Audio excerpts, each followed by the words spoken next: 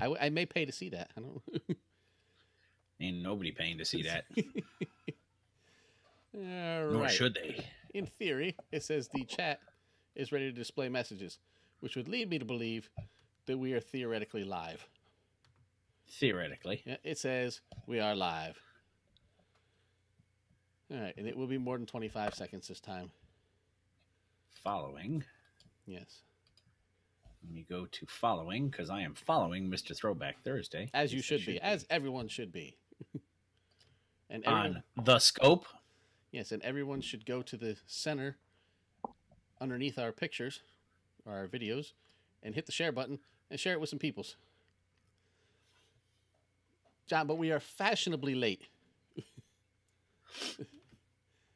We had to make some changes to our. You're a patron. You'll hear later. We had to make some changes to our broadcasting,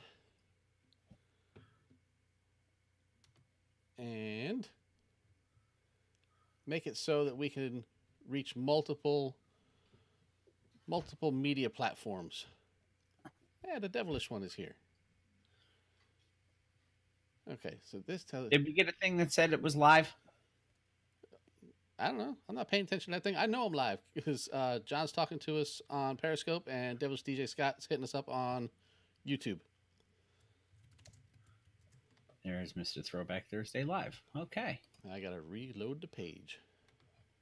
Yes. Stupid. All platforms. YouTube video is uber choppy, FYI. All right. I'm not surprised. I may kill it. You never know. At least it's functional, and that's what we're trying here is to see if we can make everything function. That's Periscope. Share. Press start streaming to connect your chat. In a group. Stupid I am. Mm-hmm. Group name home. Home of the posse. Yes. Where the deer and the antelope are floppy. Easy now. And shared. Good job. All right. Done. Checking for source. I'll give you checking for source. My wife bought me this University of Texas long sleeve t-shirt when she was down there. Nice. I like it.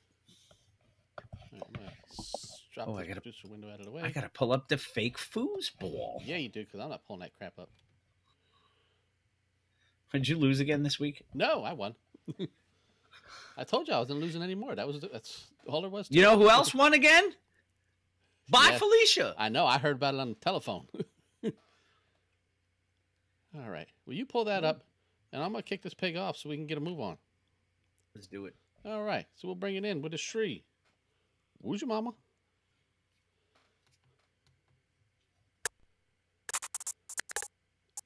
There it is. It's hot DJ. Mr. Throwback Thursday. I don't know why that does that. Every time. It always does that in the beginning. Yeah, the second time. We'll try this one more time. With a Shree. Who's your mama? It's not just any day. It's Mr. Throwback Thursday. All you kids want to get on and shit. You are now about to witness street now. I want y'all to tell me the name of my DJ. 1, 2, 3.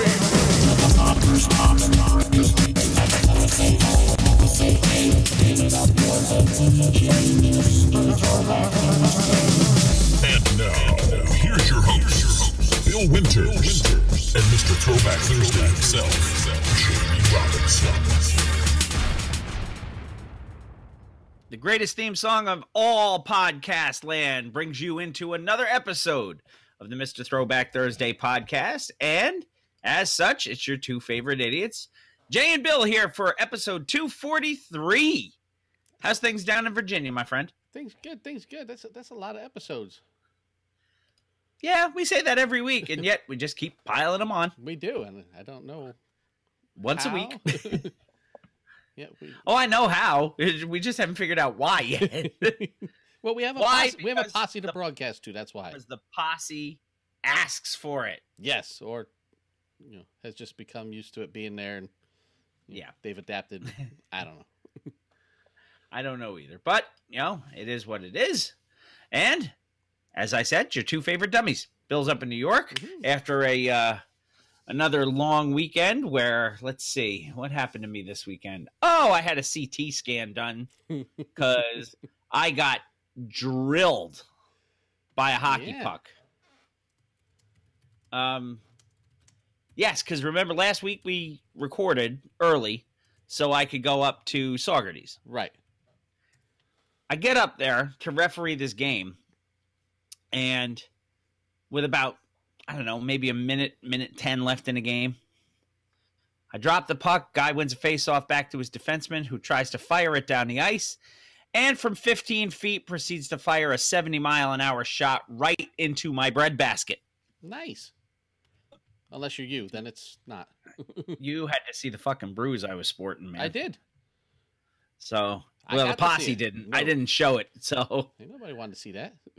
No, I sent it to you. Yes. But, and you were like, that's a big ouch, man.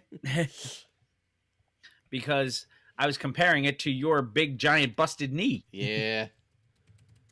Which is feeling a lot better. Well, that's good. Because that looked really painful. Yeah, it wasn't great. No. Yes, my wife says it looks like I'm not paying attention at all. I have to look up, honey. Because that's where the other monitor is. Everyone knows. We both kind of divert our eyes 2 or 3 different ways when we're doing this because of the technology, which has changed a lot since we started, hasn't it? Yeah. It was just two idiots on laptops with PlayStation headsets. Yeah. Held together with duct tape. Quite literally held together with duct tape. But it worked. Yeah. And back then, we did the same thing we're doing now. We had Triple H hip hop headlines. We had Woo News after week 9, I think. We had Woo News. And then, of course, we have our meat and potatoes of the show, the music. We have our one and done. We have our record of the week. We have, one more week of our artist of the month. Yes. So start getting your ideas in for the October I can't believe we're almost in October. October 2018 Artist of the Month. We'll take your suggestions on that. We will have Bill reads lyrics. There was how did you label this? Something from the posse. Let's see. Yes. Comment from the posse. Yes. That's a new one on me. It is. So I don't have a sweeper for that yet, so we'll find out what that means, because right now the shadow down in Virginia, only the shadow knows. And then we'll tie it up with a nice pretty bow and call it a night.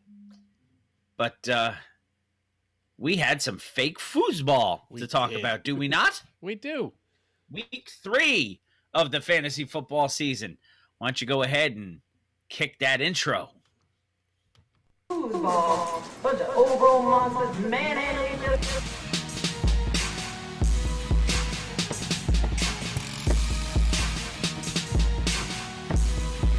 Hello? You play to win the game. Playoffs? I'm talking about playoffs? You kidding me? Playoffs? I just hope we can win a game. And Lieutenant Tom said, how about those Lions? And I got to tell you, that was probably... I actually didn't see the end of the game. Did they end up coming back and beating New England? Yeah. Nice. And that is probably the hardest game of the year for Lieutenant Tom to watch, because it's his Lions and his boyfriend, Tom Terrific, against each other. No, that was DJ Scott. We will not get booted for playing music here, which is why we are here on Periscope. And not on FBL anymore. Yes. FBL for us now stands for Foosball League. Damn right. So, and let's start off week 3 of the Fantasy Foosball League. And the first score we will report is me, Saquon the chef, against Hugo, the West Coast correspondent. Yeah. And Dean Spanos with no Vaseline. And Bill put the right quarterback in this week. Yeah, he did. I had Pat Mahomes in. Yeah, instead Didn't of leave him on the bench. Yeah, giving you 90 points on the bench. Which is good because Tyrod Taylor, Yeah, 2 points on the bench. let me tell you about Tyrod real quick in our non-hip hop part of the show here. Yeah. You know that he faked the concussion. He knew that those fans were going to come in and carry him off the field if he didn't do something right or get himself out of that game quickly. So he ran away to bring in the heir apparent. And the heir apparent, Baker Mayfield, came back against your Jets. Yep. He did the damn thing. I can't say nothing about it. The kid came in, did what he was being paid to do. You know what? He looked really good. Yeah. He looked like an NFL quarterback. Yeah. He didn't look scared at all. Of course, they all looked like fucking candy corn in them brown uniforms, but actually it looked like a team of UPS drivers. But look at like them doo-doo rap. Yeah. I got a doo-doo. I believe they were wearing their Color Rush Greb uniforms. Yes. What color is this? It's Greb. It's not brown, but it's not brown. But anyway, yes. I beat Hugo 117-91. That moves me to 2-1 on the year. Mm-hmm. Drops Hugo to 2-1 on the year. Yeah. So I made up for my error last week of starting the wrong quarterback. Shit happens. Or just not saving it. Microphone check J.R. Reed. Bye, Felicia. Took on DJ Cool Kirk. And that's John, right? That's John. And Bye Felicia, who was a 30-point underdog going in, pulls out her second win of the year. Yeah, that Adrian Peterson showing up. Mm-hmm. 87-72. 15-point victory over John. Felicia goes to 2-1. That's right. She's about to run into a wall next week. Big John going to 1-2. Breezy does it, which would be Voldemort. Yep. Goes up against Forgot About Drew, which would be Manny Baez. Yes. So we had 2 Drew Brees references battling each other. We got 3 in the league. And good showing by Voldemort this week. Yeah. The kid who shall not be named. Yeah, both teams outplayed their projections. They did by big time scores. And he would have beaten probably just about half of the teams in the league with that score. Unfortunately, he ran into a buzzsaw named Manny because Manny wins 132-115. Voldemort drops to 0-3, winless on the season. Mr. Baez is still undefeated, technically. Technically, yes. 2-0-1. I'm telling you, listen to me now and hear me later, Manny. That tie is going to come back and bite you in the ace. Yep, as they usually do. Yep, count on it. Around the way girly would be my esteemed co-host and the namesake of this show. Hey, that's me. He was a 3-point favorite going in against Sanket Patel, the Midwest correspondent. And I made what I'm going to tell you is the coaching move of the week. What was that, Fitz? Calvin Ridley. Calvin Ridley had a big day. Yep. Because Julio Jones was not the main target for Matt Ryan, but Calvin Ridley caught three TDs last I looked. Yeah, 146 yards. And three scores, yeah. So I'm sure the CBS Sports people are going to give you the move of the week. But 124-87, big victory for you. Yeah. According to my big, the around the league rundown thing. Yeah. It's the biggest spanking of the week. Yes. And that's probably pretty true because that's a 37-point spanking. Yeah. I was happy. I told you I'm not losing no more. And that's 1-2 for you now. You got your first victory. Yep. And you drop the Midwest correspondent also to 1-2. I know. I ain't going to lose it no more. The Kellen Winslow end theory, which is Dr. Tim. Yep, who just had a birthday. yes, happy belated to the good doctor, took on Run This Way, which is Rebecca Hellman O'Dowd up in the Boston area. So she is our Beanpot correspondent. Yeah, starting Delvin Cook there, and it didn't work out so well. No, and she got spanked 100-65. Yeah, so I was only 2 points larger victory. Yep. Dr. Tim goes to 2-1. Rebecca has the picket fence going. Yeah. 1-1. Does she get like a tie every year? Somebody It sure gets a seems tie like every it. year. Yes, I think she tied me last year, Yeah. didn't she? Or was it 2 years ago? I don't know. Yeah, I think I I tied her at one point. And finally, the last game of the week was Breeze over Brady, B.O.B., which would be Brother Nate Milton. Yes. Took on the previously undefeated Coach Juan, Ronnie Johansson, straight out of the end zone. Yeah, Ronnie was like a 9-point favorite. He was a 9-point favorite going in. Nate was a 9-point dog and ended up winning by 27, 106-79, getting his first victory of the year. So That's 'cause, nobody will be the well, I can't say that. Manny is still technically undefeated, but Right. he's not going to be the Miami Dolphins of 72. No. But, So- Matty Ice outplayed Tom Terrific by 40 points. Yeah. That's Yeah, Matty Ice brutal. was crazy. 5 touchdowns, 2 2-point conversions, Yeah, it's and a ridiculous. partridge in a pear tree. 49 points for Matt Ryan, the biggest. That's almost half of his points. Yeah, because he had a couple of goose eggs. Yep. But when your quarterback is on fire, Yeah. that's what happens. Brother Nate gets his first victory of the season, moves to 1-2. Coach Juan takes his first L of the year and goes to 2-1. Brother Nate, So who I talked to this week and said, hey, you need to give us a new promo. A new drop. Yeah, a new promo. because the Big Nasty ain't been on the show in about 3 years. Yeah. And what did he say when you told him? He said, oh, yeah, I got to get on that. That's one of, as I've told you and a million people, I don't listen to the show. The funny thing is, because that one's so old, Yeah. I know it's there. You kind I of tune skip that one past out. it because I'm more, when I do the quality assurance, I listen to our content to make sure Right. everything's good. I've heard that promo for King years Sport. and completely forgot that he was listed in Yep. it. So I don't listen to it. I No. just kind of fast forward past it. Now, I probably shouldn't. Yeah. Let's take a look at our standings. The East Division, and things are tightening up here. Mm-hmm.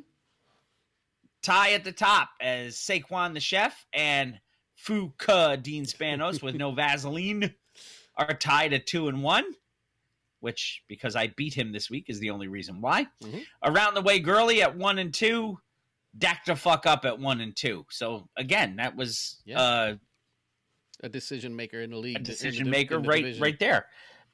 In the Central Division, straight out of the end zone, Coach Juan drops to 2-1 and sharing first place with Bye Felicia in the division at 2-1. She said she wasn't going to take our super shit no more this year.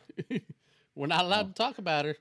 She's going to make changes until she runs into the brick wall next week. DJ Cool Kirk and Breeze over Brady come in at 1-2. The West Division is where it's a little tighter. Mhm. Forgot About Drew at 2-0-1. The Kellen Winslow and Theory at 2-1. Run This Way 1-1-1. Breezy Does It 0-3. So Breezy Does It may already be digging a hole way too deep to get out Maybe. of. And But he's if I in like can- 4 leagues this year. yeah, I'm in 3. I don't quite know how that happened. Yeah. But it is what it is, and I'm actually 2-1 in this league, 2-1 in the Nate Milton In the league, Kings of Sport, yep. and whose other league are we in? Blair's. And Blair, yeah, in the ESPN one. I'm 3-0 in that one. Oh, I'm getting beat up in that one. I had the highest score of the whole season in week 1, and then I'm 3-0 in that league. be careful. Shh, you're going to jinx So- yourself. Yeah. No. Probably because I didn't miss the draft on that, and I Yeah. who I wanted. And the one I didn't get, I actually traded for because somebody was silly enough to trade him. I think it was Blair. It might have been, yeah. Because he wanted Kamara. And you know what? I'll take the trade, even though Kamara put up a lot of points this week. Let's see what the week 4 matchups are. Saquon the Chef versus Breezy Does It. DJ Cool Kirk goes up against Forgot About Drew. Mm-hmm. Dak the Fuck Up goes up against Run This Way. B.O.B. Breeze over Brady runs into the Kellen wins low end theory. So you got Brother Nate and Dr. Tim. Yep. Microphone check J.R. Reed. Felicia's running up against Around the Way Girly. Yes. Brick wall. I told you. And then I ain't gonna lose no more. Straight out of the end zone, Coach Juan goes up against Hugo and Fuka Dean Spanos with no Vaseline because it couldn't fit everything. So that's your results and next week's schedule for Fake Football Season 4. Yeah.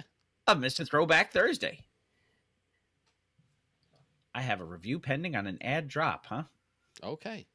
As I'm looking at my it's probably because I'm so low on the waiver wire now. But that's okay. Yeah. And now that we've got the football out of the way, let's get to the hip hop. Let's do what we're here for. So, as we always do about this time, why don't you hit me up with that Triple H?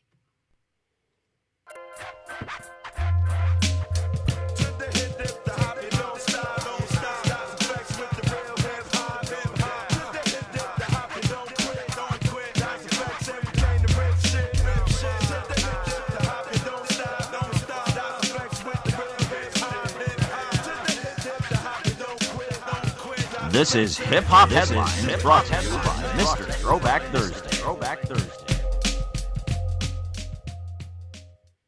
We'll get on it. It's your time. I do have one pending ad drop. I don't want to say who it is. I will tell you who I am dropping. Your man, Fake Concussion, because I got a quarterback now. So got to go.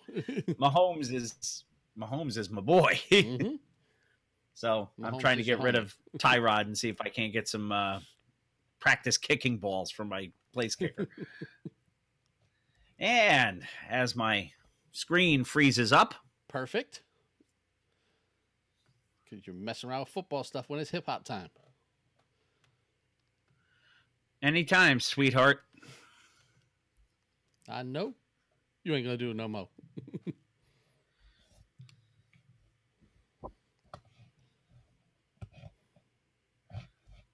Tra-la-la.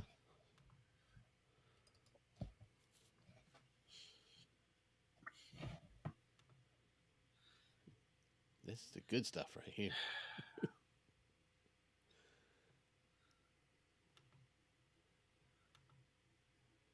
So now I get to ask, who's watching on YouTube? I think that was DJ Scott said he was watching on both.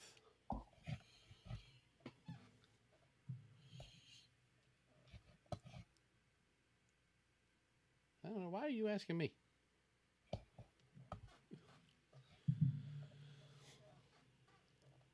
Yeah. So Scott's watching over there. I'm over there because I have to monitor.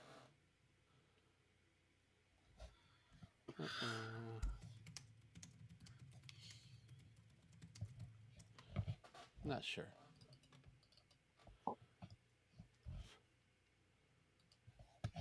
Yeah, that was DJ Scott said he's got YouTube running on his phone and Periscope up on the 55-inch. That's what makes us Heavy D. Big time.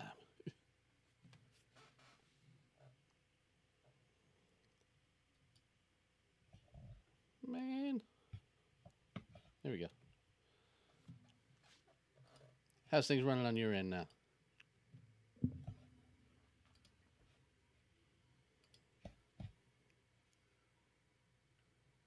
Hey, who you calling overweight lover?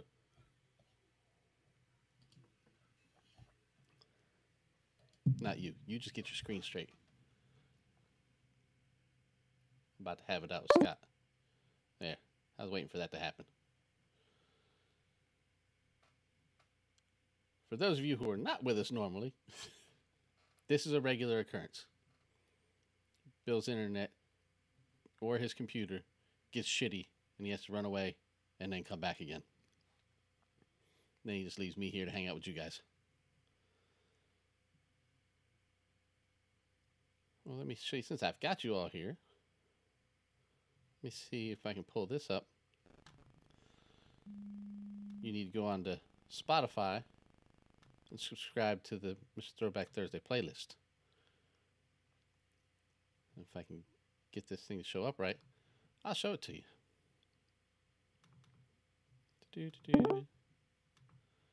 As it loads. There it is. See, I was listening to it.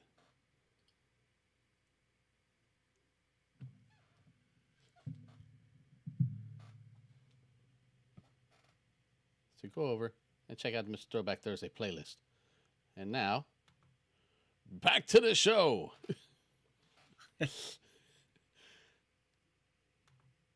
So are you prepared to do this correctly this time? I'm almost back. I'm still waiting for the camera to come on.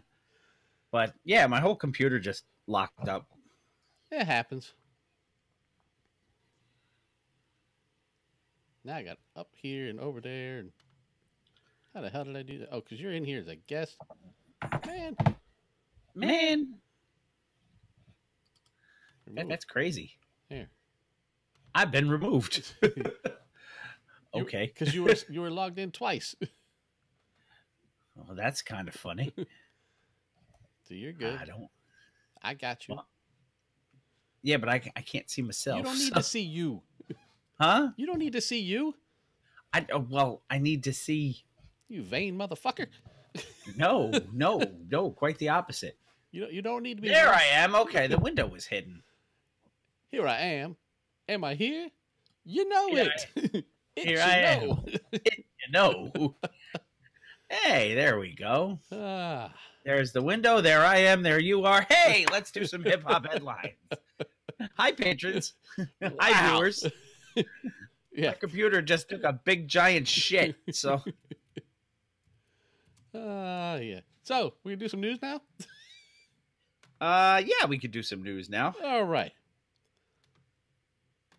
So let's kick this pig off with some news. What do you got? I have. Did we play the news intro? Yeah, we did. Okay, because I completely. I guess right as it started, that's when my whole computer just went. Yeah. So tell him, Tom. Yeah, the live show. Yeah. It's God. You gotta love the live stuff. Anyway, yes, we will start with our friends at Hot New Hip Hop. That's a good place to start because they always do well by us. Yeah, here we go again. Pull up my list of the titles of the article because I can't leave your funky titles out. I put a lot of work in on those titles. All hail the queen. And there's only one queen because the other two names I'm going to mention are more like the court jesters. Indeed.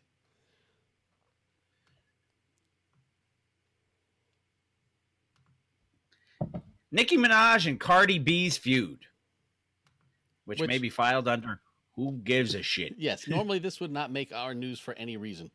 Except for the fact that Queen Latifah has revealed how she might step in. So, finally a little class up in his joint. She's the only one who doesn't look like a post-op tranny, too. Go figure. The UNITY Queen weighs in. Queen Latifah is the latest to share her insight about the feud between Nicki Minaj and Cardi B. The hosts of Live with Kelly and Ryan were eager to know what the old school rapper thought about how they should handle themselves after the New York Fashion Week debacle. Kelly Ripa, which they spelled wrong, says she thought of Queen Latifah when the whole thing went down. Don't you think that these two women should collaborate on an album and have the #1 album for like 3 years in a row? Don't you think that should happen? Could you, Queen Latifah, show them the way? First of all, no. No. Because that's just too much suck on one album. Yeah. But that's the way things used to be, though. I mean, the people who listen now love them both. That's their thing. So to be able to have them going back and forth or on a record together, whatever, is going to work for their fans. It's going to sell records. And, I'd want Latifah behind that if it was going to happen. Well, I'd want Latifah behind anything because Latifah is, an incredibly savvy businesswoman. Yeah. But I don't care what people are listening to now. That's hot garbage and hotter garbage. Garbage. Garbage. The Queen insists on female empowerment. She believes that they should harness their energy into their music, within which taking shots at anyone and everyone for sport is fair game. I'm up for a real brouhaha and a dust-up, but not for these ladies. I have a lot of respect for female rappers. We are such a powerful minority, and I say powerful in the sense that if you hear a female rapper's record come through on the radio, you hear that record, you know that record, you memorize that record. We just stand out. I'd really rather see him shoot the fair one on a record and take everybody out. Latifah would welcome the collaborative project between the rivals. I can produce it, rap it, executive produce it. We are the world situation. Hell yeah. No. Please save your energy to not deal with it. Well, she's not putting out a new Latifah record. Yeah, but let her make movies. Let her do her thing. She does not need to sully her reputation. If you lie down with dogs, you're going to end up with fleas. And those two bitches be dogs as far as musical talent goes. See, again, our opinion. The kids of today love them. She's going to make that money putting that Latifah spin on that new garbage. Yes. But, it's just like Premier working with anybody Premier works with. I'll at least listen to it. They can be brand new garbage MCs, but if Premier's behind it, I'm still going to check it out. Yeah, you might find a way to mix the lyrics out just to listen to the beats. Yeah. But, that's neither here nor there. Our second article comes to us from AV Club, avclub.com, music.avclub.com to be precise. And this is not just our opinion. This is 60 Minutes. Yeah. To which, did you title this one something funky? Yes, you did. 3. It's the magic number. Yes, it is. What does it all mean? 60 Minutes proving that De La Soul is one of hip-hop's greats, but its legacy is in danger. Danger, Will Robinson, danger. Yeah. De La Soul is one of the most culturally significant and musically influential hip-hop groups from the late 80s and 90s, but you wouldn't know it from looking at the current digital realm of music that actually gets listened to. That's because, by and large, De La Soul is not there. Thanks to a messy thicket of legal entanglements involving sample rights and intellectual property clearance questions, nothing before the band's 2004 release, The Grind Date, and the 2016 Kickstarter funded and The Anonymous Nobody are available on Spotify or other streaming sites. It's not for lack of trying. The group has been fighting lawyers, lawsuits, and former label Warner Brothers for years to try and clear the way to post its music on digital platforms, to no avail. What was it, like 3 or 4 years ago that they gave away their entire collection? Yep, because we brought that news. Yeah, free download of all their stuff that they can't put out on those sites. It's supremely frustrating, mostly for the band, but also to the group's legacy as rap pioneers and the legions of kids who can't easily access this key element of the genre's history, thereby threatening it. We're in the Library of Congress, but we're not on iTunes, says De La's Kelvin Mercer, also known as Posdnuos, vented to the New York Times 2 years ago, referencing the landmark record 3 Feet High and Rising, one of the greatest records ever. And Rising, yeah. The first of their 3-album collaboration with iconic producer Prince Paul. He needs a haircut. That resulted in some of the greatest music of the era, which was entered into the historic Library of Congress National Recording Registry in 2010. If one of the greatest rap albums of all time is limited to being purchased in hard copy when music's digital existence looks like the future, will it endure? Formed in 1987 in Long Island, New York, De La Soul's trio of Mercer, David Jude Jolisor, and Vincent Mason, a.k.a. Posdnuos, Trugoy, and Maceo, also known as Plug 1, Plug 2, Plug 3, Yeah. also known as a variety of other nicknames. Well, yeah, True goes by Dave. Dave. Yeah. The three of them were still in high school when they began laying down rhymes over beats. It was a demo tape of theirs which caught the attention of producer Prince Paul. He needs a Luden. And led to the creation of an album so influential that the group spent a good portion of its early years trying to outrun the shadow of its massive debut success. 3 Feet High and Rising not only entered the Library of Congress and remains on many best albums of the 20th century lists, including ours, but it also helped create and define the increasingly diverse world of alternative hip-hop, standing in stark contrast to both the gangsta rap boom and commercial stylings of forebears like Run DMC. The Village Voice referred to it as the only album that could rival Dr. Dre's The Chronic in terms of the most influential rap album of all time. That's pretty big praise. Yeah. That's. I don't know if I would necessarily agree with that being the only one. I'm not going to dispute either one of them are on that level. Right. But, takes a nation of millions. Pretty influential too. Follow-up, De La Soul is Dead was a very conscious attempt to escape the hippie rap pigeonholing the group earned with 3 Feet High's Daisy Age vibe and erudite, playful lyrics espousing positivity. From then on, the restless creative muse of De La Soul never let up, as the eclectic yet still signature sound of the Prince Paul collaborations evolved into the darker musings of Stakes is High, the party time production vibes and mature ruminations on Artificial Intelligence Volumes 1 and 2, Mosaic Thump, and Bionics, and the masterful brevity of The Grind Date. Despite a 12-year gap between albums, the Kickstarter funded and The Anonymous Nobody, released in 2016, proved the group had lost none of its restless creative muse. The members have guested on any number of other projects, from Handsome Boy Modeling School to De La's best-known collaboration with Gorillaz for the Grammy-winning Feel Good Inc. Didn't we do Handsome Boy Modeling School? We did, fairly recently. Yeah, within the last 4 weeks or so, I think. 4 or 5 weeks. In short, De La Soul's place in the pantheon of hip-hop greats should be a lot more assured than it is. Thanks to forces beyond its control steering the future of its discography's digital availability, the act's creative legacy is in danger of fading from view. It's one of the reasons De La Soul gave away all its music for free one day in 2014. So you were right, it was 4 years ago. Yeah. Luckily, YouTube and its many-headed hydra of licensing avoidance exists. We're unable to create a Spotify playlist for you as a result of said legal issues. Yeah, I can do it, but I don't know if I can share it. Yeah, consider this a primer on the group's greatness. Take a listen, see what catches your ear, and go buy that album. De La Soul has more than earned it. And they sure have. And I really hope they do clear up this legal shit, because yeah, the TBT Posse playlist on Spotify is huge. It is. And it's impressive. But the fact that we can't put any De La Soul on there, yeah, kind of takes away from it a little. And it's through no fault of yours or mine or anything up. We're not allowed to.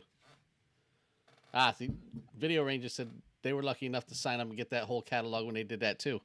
Mm-hmm. So we didn't know them then, but we put the word out to everybody. We said, go do it. Go now.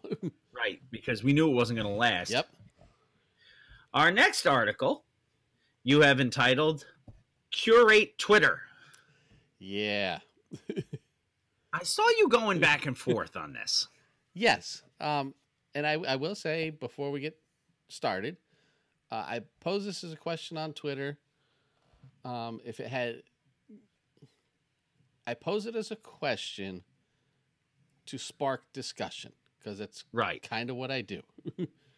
And I got some. So, oh yeah, you did.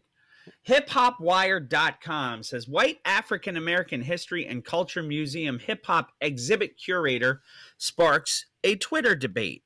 Now, that's a whole mouthful of stuff that I don't even know if it's punctuated correctly. Yeah, it comes out very strange saying White African American History and Culture Museum. Okay, is it a White African American? Is it? Well, it's very confusing. Yeah, Rachel Dolezal is doing it. Look, No, it's actually Timothy Ann Burnside, and that is a woman. Yes. Which doesn't surprise me because I went to high school with a girl named Timothy. Yes. I mentioned that to someone one day not too long ago. And they're like, what? I'm like, no, really. That was her name. Yep, her name was Timothy. We used to call her Timmy. Mm-hmm. Timothy Ann Burnside, a cultural historian and museum specialist, has carefully curated the exhibit, but questions are being asked if she should be at the helm. Right. Twitter is ablaze with an ongoing debate about how hip-hop should be presented at the National African American History and Culture Museum, and by whom. Timothy Ann Burnside, cultural historian and museum specialist with the Smithsonian, just some little rinky-dink museum. Yes.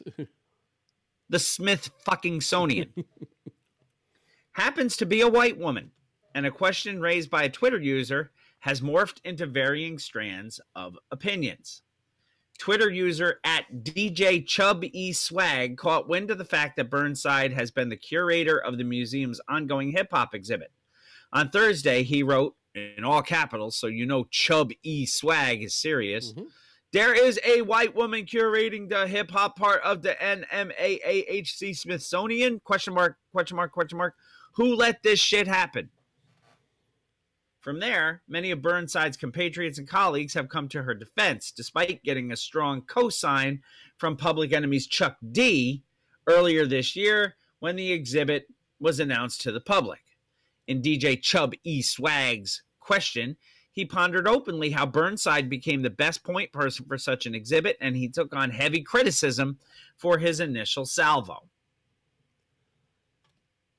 From there, others began to chime in from all sides of the equation. I think the first response said, I used to work very closely with her.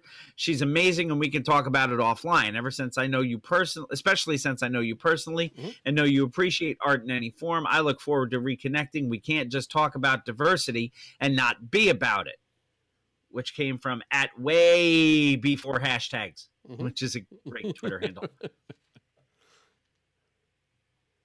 So from there, others began to chime in from all sides, largely supporting Burnside as qualified to be the figurehead for this venture. That's a wild thing to say. This is a museum created specifically to highlight black people and our experience in America, and you're talking about diversity. Really? We crave inclusion and acceptance that much? God bless, at Steph is Dope wrote. In contrast, Twitter user at _ Vic E. Will, VICIWILL, writes, no one said Timothy Ann wasn't qualified to do this role. That's not even what was up for discussion. The discussion was, were there no black people who could have filled this role? Which is a valid question to ask about the curators of the blackest museum in the United States. A fair point that has been contended by some of, and I love this term, Black Twitter's more visible voices who supported Burnside, and bandied about by some who feel the point of at DJ Chub E Swag's question was missed overall. I don't know the white woman curating the hip-hop section in the NMAAHC, but I hear she is knowledgeable, respected, and an ally. The question is, wouldn't a true ally feel it's not their place to take a role such as that? As a straight male, I wouldn't curate an LGBTQ exhibit, at Fred T. Joseph wrote. That's because nobody asked you. Yeah.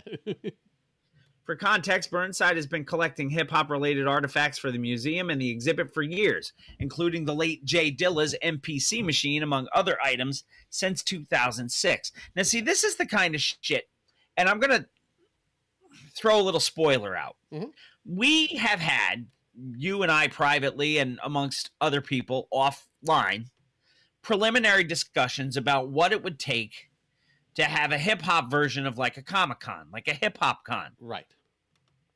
We want to make that happen. Yes. The fact that we are two white guys, if we made this happen and we got criticized for it, I would stand up and say, I didn't see any of you doing it. Right. Yeah. That's my answer to that. Yeah. Well, it's kind of like my question on Twitter. I said, why can't we celebrate that hip hop is being represented in the Smithsonian? You know, and then question of the posse was, does color of skin matter when it comes to representing hip hop? Now, she is okay. She's been with the Smithsonian since 2006. Is that what it said? Yeah. Okay. So well, she's been collecting stuff since 2006. Right, for the Smithsonian. I would think so, yes. Yeah. It doesn't necessarily say when she joined, but yeah. Do I believe that she should be the face of the exhibit? Not necessarily. Her job as curator is to obtain the items, to acquire the items, and to display them in, proper museum fashion. Mm-hmm. At Cajun Marketing and I had a discussion, both on Twitter and off. Now, she has... Okay, I'll tell you what she says. She says, I challenge the gatekeepers to open this space to storytellers. There are rooms in this museum. Why couldn't someone like Marley Marl or Red Alert or an orator like KRS-One have a storytelling session in this space? I don't believe anyone said that couldn't happen. She said, I think a question that should be asked to the blue check gatekeepers, and, blue check gatekeepers, all the verified personnel. Which I guess you can only get if you have like 20,000 followers or some shit like that. Is why when this young man asked a question, because of his perceived tone and lack of a blue check, he was given the equivalent of a parent saying, because I said so, instead of becoming a teaching moment. That, what was his name? DJ? Chub E. Swag. Okay.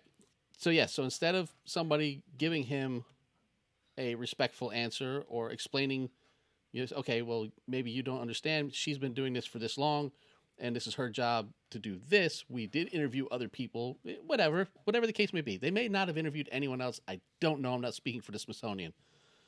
But she said, my opinion, there should be a line drawn between curating an exhibit and telling the story. While the exhibit gives an abbreviated history of the diverse hip-hop culture, our young people deserve to hear the stories firsthand while our legends are still with us, which I totally agree with. If she gathers all the material, goes and talks to, like, there's a picture of her with Jay Dilla's mom, with Ma Dukes, and if it's her job to go out and obtain these things and then display them, that's great. If there is a lecture to be given, or if there is a, I don't want to say like a tour, but if there's a thing going on like that, have it done by one of our legends that are still there. I don't believe that she would be the one to say, I'm the right person to do this. I think that's part of her job as curator, is to go out and find the right person to come in and do that. And Askham says this is where he intends to make a difference with his collection and the whole art you can hear concept. Because he has such a gigantic collection of art.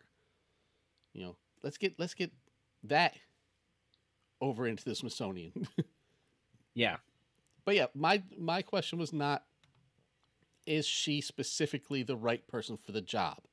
Because I don't know her. There are people out there who I've spoken to that do know her and are not fans of her personally, because a lot of the stuff that she does is, well, I know because I work in the Smithsonian. So I know more about hip-hop than you do. I'm really good friends with Chuck D, so I know more than you do because I know Chuck D. Without knowing who the other people are around her or their pedigree. So she may not know more than they do, but she doesn't know who they are. So she's, I've been told, again, I don't know her, that she is, I don't want to say pushy or privileged acting, but, I work at the Smithsonian, which would give me a little bit of a big head too, but know your pedigree, know the pedigree of people around you before you open your mouth. But yeah, it's a slippery slope, and there's more on this article. It actually says, it says she's built strong relationships in the music community and abroad, but has been noted as someone who respects Black music and culture without centering herself in the work. She has remained relatively silent on the matter, while a quick look on Chubby Swag's page proves that the debate is still ongoing, and NMAAHC is now trending on Twitter. And he's somebody, who was it, at Topher Pat, says to get that job, she was doing the work before she even got it. Again, it doesn't start with the title.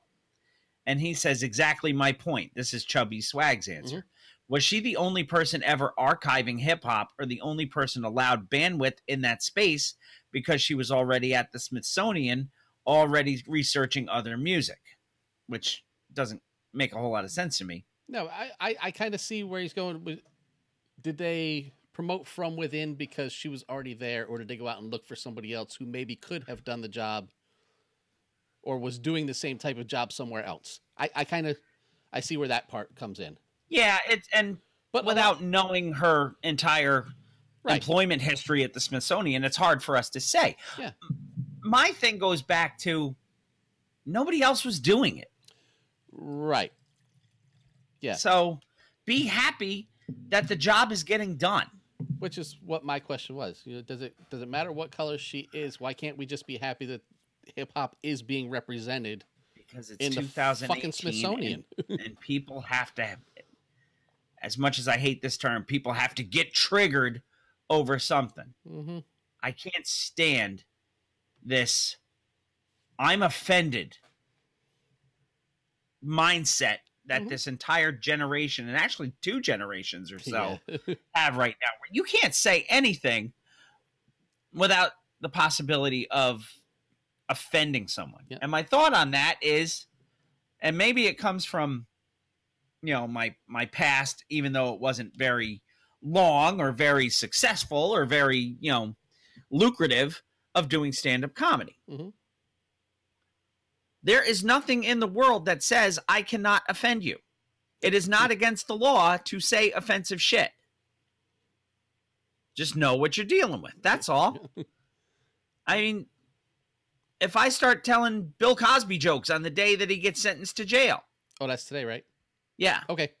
So, you know, if I start making jokes about, you know, his pudding pop is going to get really licked, then I'm sure somebody's going to say, that offends me.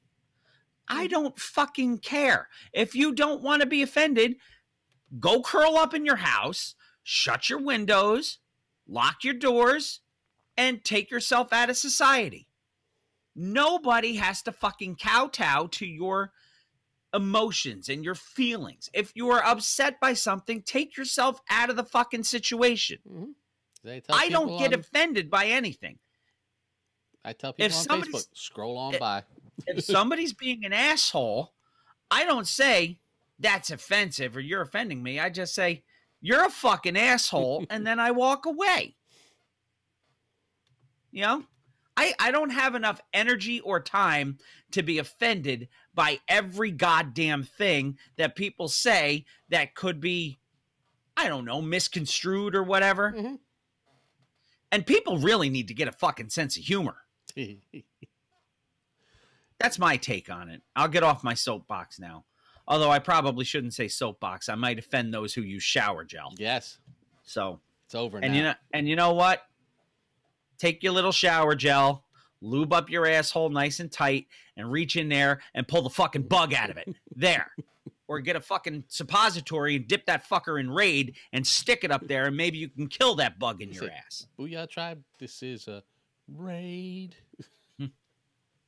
And we circle back to hip-hop. That's what I'm here for, man. Well done. Anyway, let's get back to news, shall we?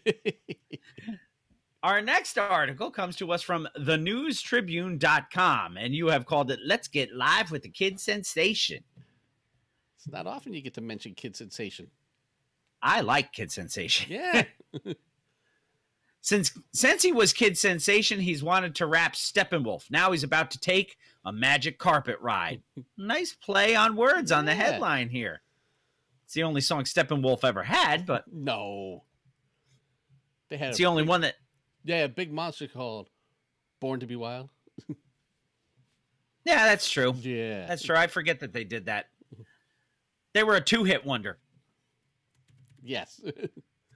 But they both came off the same album. So, so that record could technically be a rock version of a one and done.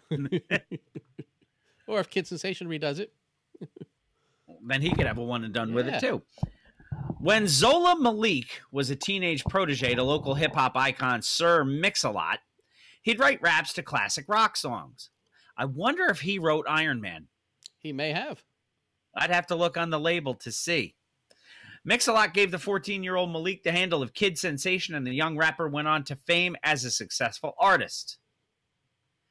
Fast forward to 2017 fundraiser where Malik met Glenn Bowie, a guitarist in the 1970s and 80s for the rock band Steppenwolf, whose biggest song, Born to Be Wild, has been used in a seemingly endless string of movies and advertisements.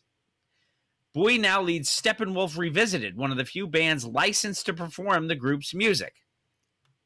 That sounds a lot like Dennis DeYoung doing the Styx music. Yeah. Since he can't call himself Styx. Yeah, because Tommy Shaw's still running around. Yeah. We were both excited about one another, Malik said of that night. They didn't know how big of a fan I was, and I didn't know they were fans. On September 21st, Malik will team up with Bowie and the rest of his bands at Tacoma's Jazz Bones for a night of each group's originals, plus a few collaborations between the two. It's a shame that already happened. I would have liked to have seen this. I wonder if this is somewhere on YouTube. I'm going to look for it. I was trying to find it before we went on, but I didn't have enough time. Malik's dream of rapping Born to Be Wild and Magic Carpet Ride will finally come true. This is collaboration 20 years in the making, Malik said Wednesday, fresh off a plane from Ethiopia, where he spent a week performing with Ethiopian singer Zuritu. I was a huge Steppenwolf fan. Malik, kid sensation, 47 years old. Yeah. Now he's adult sensation.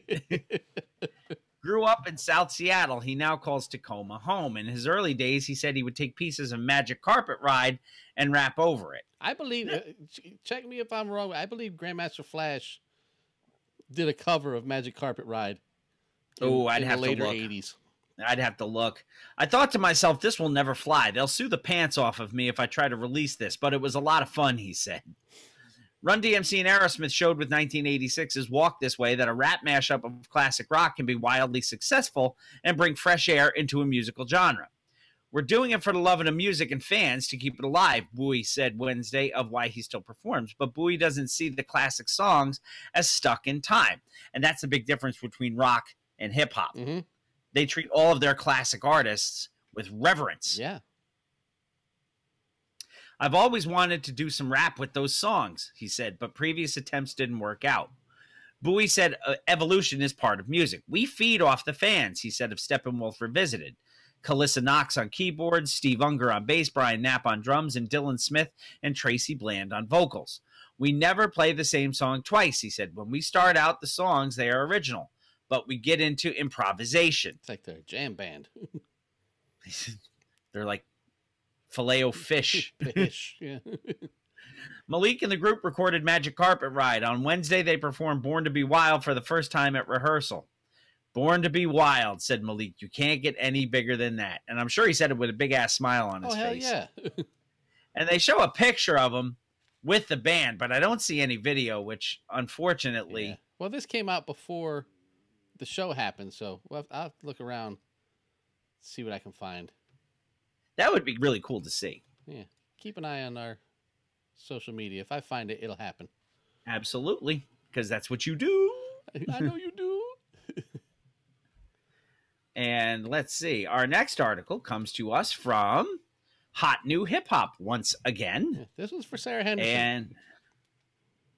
And as I'm waiting for my Gmail to reload up with my list of your titles and my show notes. Boy, my computer's got the ghost in the machine tonight. I don't know what's going on with it, but you said it was going to be messy. Yep, I told you. I knew it. Books you can read. K Solo in there. 10 essential books for your hip-hop reading list. By the way, I saw a Def Jam book up in Lake George the other day. I almost bought it. You but should have. I didn't have the money on me. So that's a good reason to not buy it then.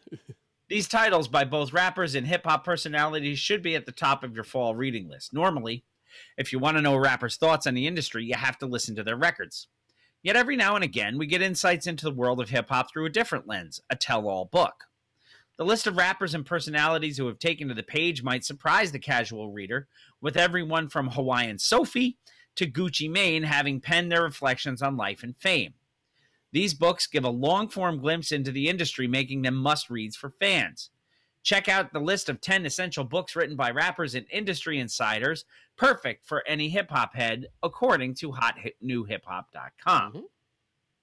From Pieces to Wait, Once Upon a Time in Southside Queens, written by 50 Cent and Chris X. The mind behind such classic albums as Get Rich or Die Tryin' and The Massacre delivers a vivid look at his tumultuous beginnings and eventual climb to worldwide fame. Covering such topics as his mother's murder when he was 12 to his days of street hustling, this 2006 New York Times bestseller still serves as a memorable glimpse into one of hip-hop's most successful and respected artists. But apparently he didn't make any money off the book because he's broke. Decoded, written by Hawaiian Sophie. Mm-hmm. The legendary MC with 21 Grammy wins. Who gives a fuck about a goddamn Grammy? Indeed. And a massive 74 nominations overall, which means they don't know what they're talking about, breaks down his career and some of his most memorable lyrics with this thoughtful read. While not an outright autobiography, the book manages to serve the dual purpose of lending insight into an iconic artist's life and writing process. A critic from the New York Times called it compelling, provocative, evocative, a solid endorsement by any account. Lemonade. Oh. That cool, refreshing drink.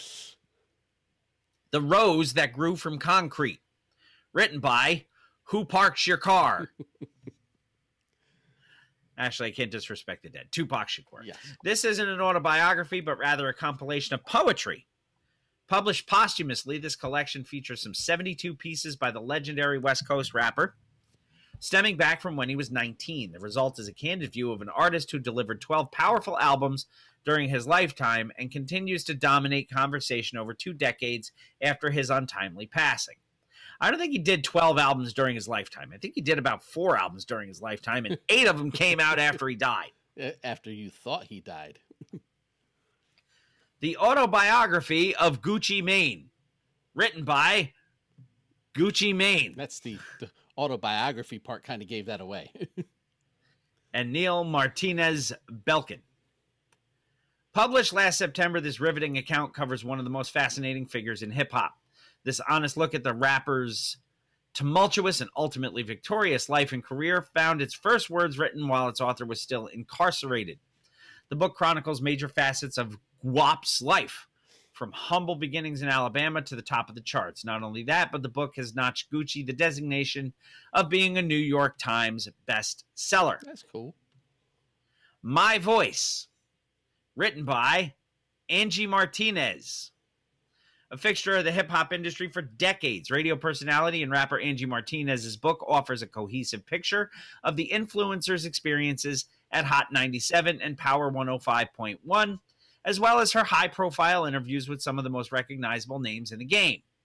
Martinez details her climb through the ranks as an intern to being one of the most sought-after personalities in hip-hop commentary. Readers will find candid looks at her interview with the late Tupac Shakur, as well as conversations with the not-yet President Obama and R&B mainstay Chris Brown. Nice. The Wu-Tang Manual, written by RZA and Chris Norris. Not Chuck Norris, Chris Norris. This intimate work covers one of the most respected hip-hop groups to ever step behind the mic. Perhaps the trippiest book on the list, the Wu-Tang Manual serves as something of a Bible for the group, offering insights on their terminology as well as a thorough lyrical breakdown of some of their biggest records. While authored by RZA, the book also covers the 9-member group as a whole, an essential title for both new and old fans alike. One Day It'll All Make Sense, written by Common as in common sense, Mm-hmm. and Adam Bradley. Not Adam Bradbury. No. The multi-talented hip-hop mainstay extends his talents from the recording booth and big screen to the page. A New York Times bestseller, Common offers a frank account of his upbringing and rise to fame in this provocative read. Everything from his youth in Southside Chicago to his initial career setbacks is explored at length in a style that is both humorous and deeply personal. Now, this next one I have looked up on Amazon, and Can't find it? No, it's there, and I may have to investigate and see if I can pick it up for a few bucks. Hardcover is like $1 and change plus shipping. And then paperback, I think it's like 15. Should get the hardcover. I may. And it is called EARL, the autobiography of DMX. I said EARL. The autobiography of DMX, written by DMX. No way. And Smokey D. Fontaine. That's not that person's name. That's a cheese. Nor do I think DMX is his name. No, it is. It's just Earl when he's with his kids. That's right. The artist behind one of the most distinctive cadences in hip-hop teams up with former The Source editor, Smokey D. Fontaine, to offer a portrait of his life in and out of the recording booth. Sitting at a solid 352 pages, this work dives deep into the DMX's struggles with the law and success on the charts. The revelations are often brutally honest, marking this work as one of the most enthralling on our list. Now, I went and read some of the reviews on this one, and it said, this book will make you appreciate DMX the artist and despise DMX the person. It basically says DMX is a piece of shit, but based on what he's telling you, but you will appreciate how he's become an artist. You'll appreciate him as an artist because of all the stuff that he went through as a person. To which my response is, but is he still in jail? He is. And you can go to isdmxinjail.com and find out. And it will tell you DMX is definitely in jail because I just checked the other day. Black Privilege. Opportunity comes to those who create it. Written by Charlemagne the God. This intensely forthright culture critic who once received bottles from Drake delivers a characteristically honest look at the world of hip-hop and a series of personally tested principles that one should live by. In addition to covering his many trials and successes, the work also discusses his many interviews with high-profile figures such as Hawaiian Sophie and former presidential candidate Hillary Clinton. This book is a must for anyone still trying to carve out their path. Confessions of a Video Vixen, written by Kareen Steffens. Everyone has seen hip-hop videos, but few know the stories of the many dancers in front of the camera. Kareen Steffens, dubbed Superhead, wonder how she got that name, offers a poignant visual into the world surrounding rap videos. Having danced for some of the most prolific artists in the genre, including R. Kelly, Jay-Z, or Hawaiian Sophie, caught me offhand, and LL Cool J, Steffens shows a different side of what the public considers to be a generally glamorous world, detailing her experience with rape and physical abuse, among other difficult topics. While an oftentimes tough read, this tell-all book nevertheless should entice readers with its candor. And I can't say that I'm surprised by that. So no, let me show you. I came prepared. I prepare for the show. Show you a few things that were not on that list that I believe should be on that list. Which would be? 1. The story of the beginning and end of hip-hop's first... Oh, the luminary icon, hip-hop's first female MC. Yes. And... autographed by MC Sha Rock. Yeah. It's my wish that you'll enjoy my journey in hip-hop culture as the first female MC of hip-hop, MC Sha Rock, Funky 4 plus one more. Excellent read. And one of our best guests we ever had. Yes. It was such an enlightening interview. She brought the truth. Yes. You have other books too, yeah? Of course I do. Number 2. Written The lyrics of Grandmaster Kaz. Absolutely. Now, these are actual handwritten rhymes by Grandmaster Kaz. And also... And it says, to Mr. Throwback Thursdays, peace and thanks. GM Kaz. Excellent book. Every single person who listens to this show needs to have this book. The Book of Rap Lists. Ego Trips, the Book of Rap Lists. Yes. Yeah, we've talked about that. Yep. A new one I picked up. Rakim Told Me. Nice. Yep. Which is autographed by the author. Nice. Who is Brian Coleman, by the way. Who is also the author of Check the Technique. Liner notes for hip hop junkies. And Volume 2, Check the Technique. We've talked about those books, too. Yes. So, whole bunch of hip-hop books out there. Those are just the ones I happen to have on hand. And John Henderson said he sold a lot of the Gucci Mane book and Black Privilege. So, go check those out. I'm sure they're available at your local library. You remember those, where you can actually read books, get books and read them for free. Our next article, it's called Karma. It's pronounced Ha. Probably say that about Cosby, too.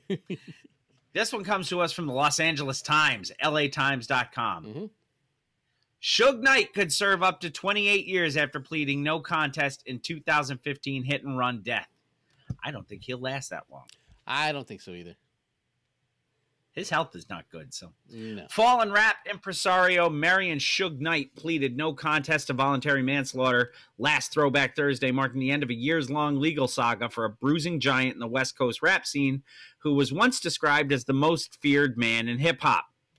Knight reached a plea agreement Thursday in connection with the 2015 hit-and-run death of Terry Carter outside a Compton restaurant after a dispute related to the film Straight Outta Compton.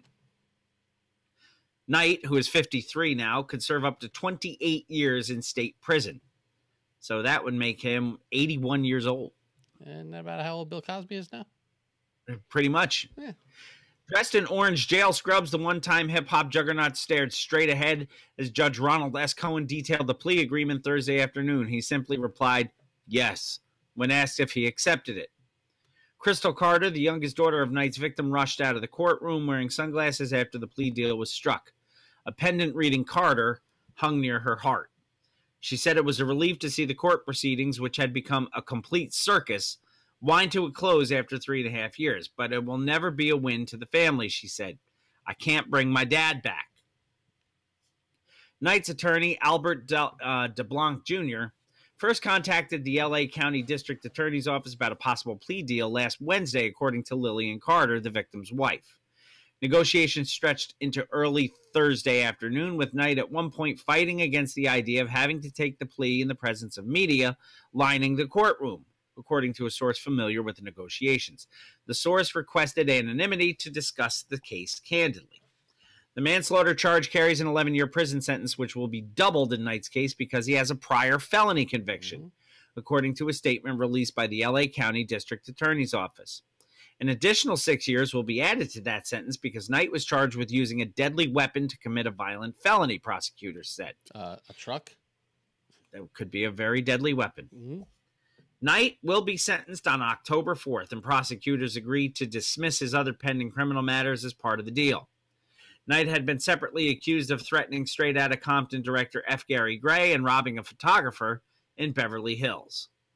So I'm sure that makes them feel good. Yeah. Knight has been behind bars since January 2015 when he was arrested and charged with intentionally ramming his Ford F-150 pickup into two men in the driveway of Tam's Burgers at Central and East Rosencrantz Avenues in Compton. He originally faced life without the possibility of parole if convicted. Now, I want to say something real quick for everyone who's been with us since the early days. January 2015 is when we first started talking about this mess. It is now September of 2018, and we're finally coming to an end of this mess. Right. This is the second big court thing that we dug deep into. The other one would be Martin Shittick. Yeah. Carter is a 55-year-old Compton native who knew... There's only one other story that's carried this much coverage from us, and that's Christ Bearer. Yeah, which every now and then we just kind of run back to. Carter was a 55-year-old Compton native who knew Knight through the music industry, and he was killed.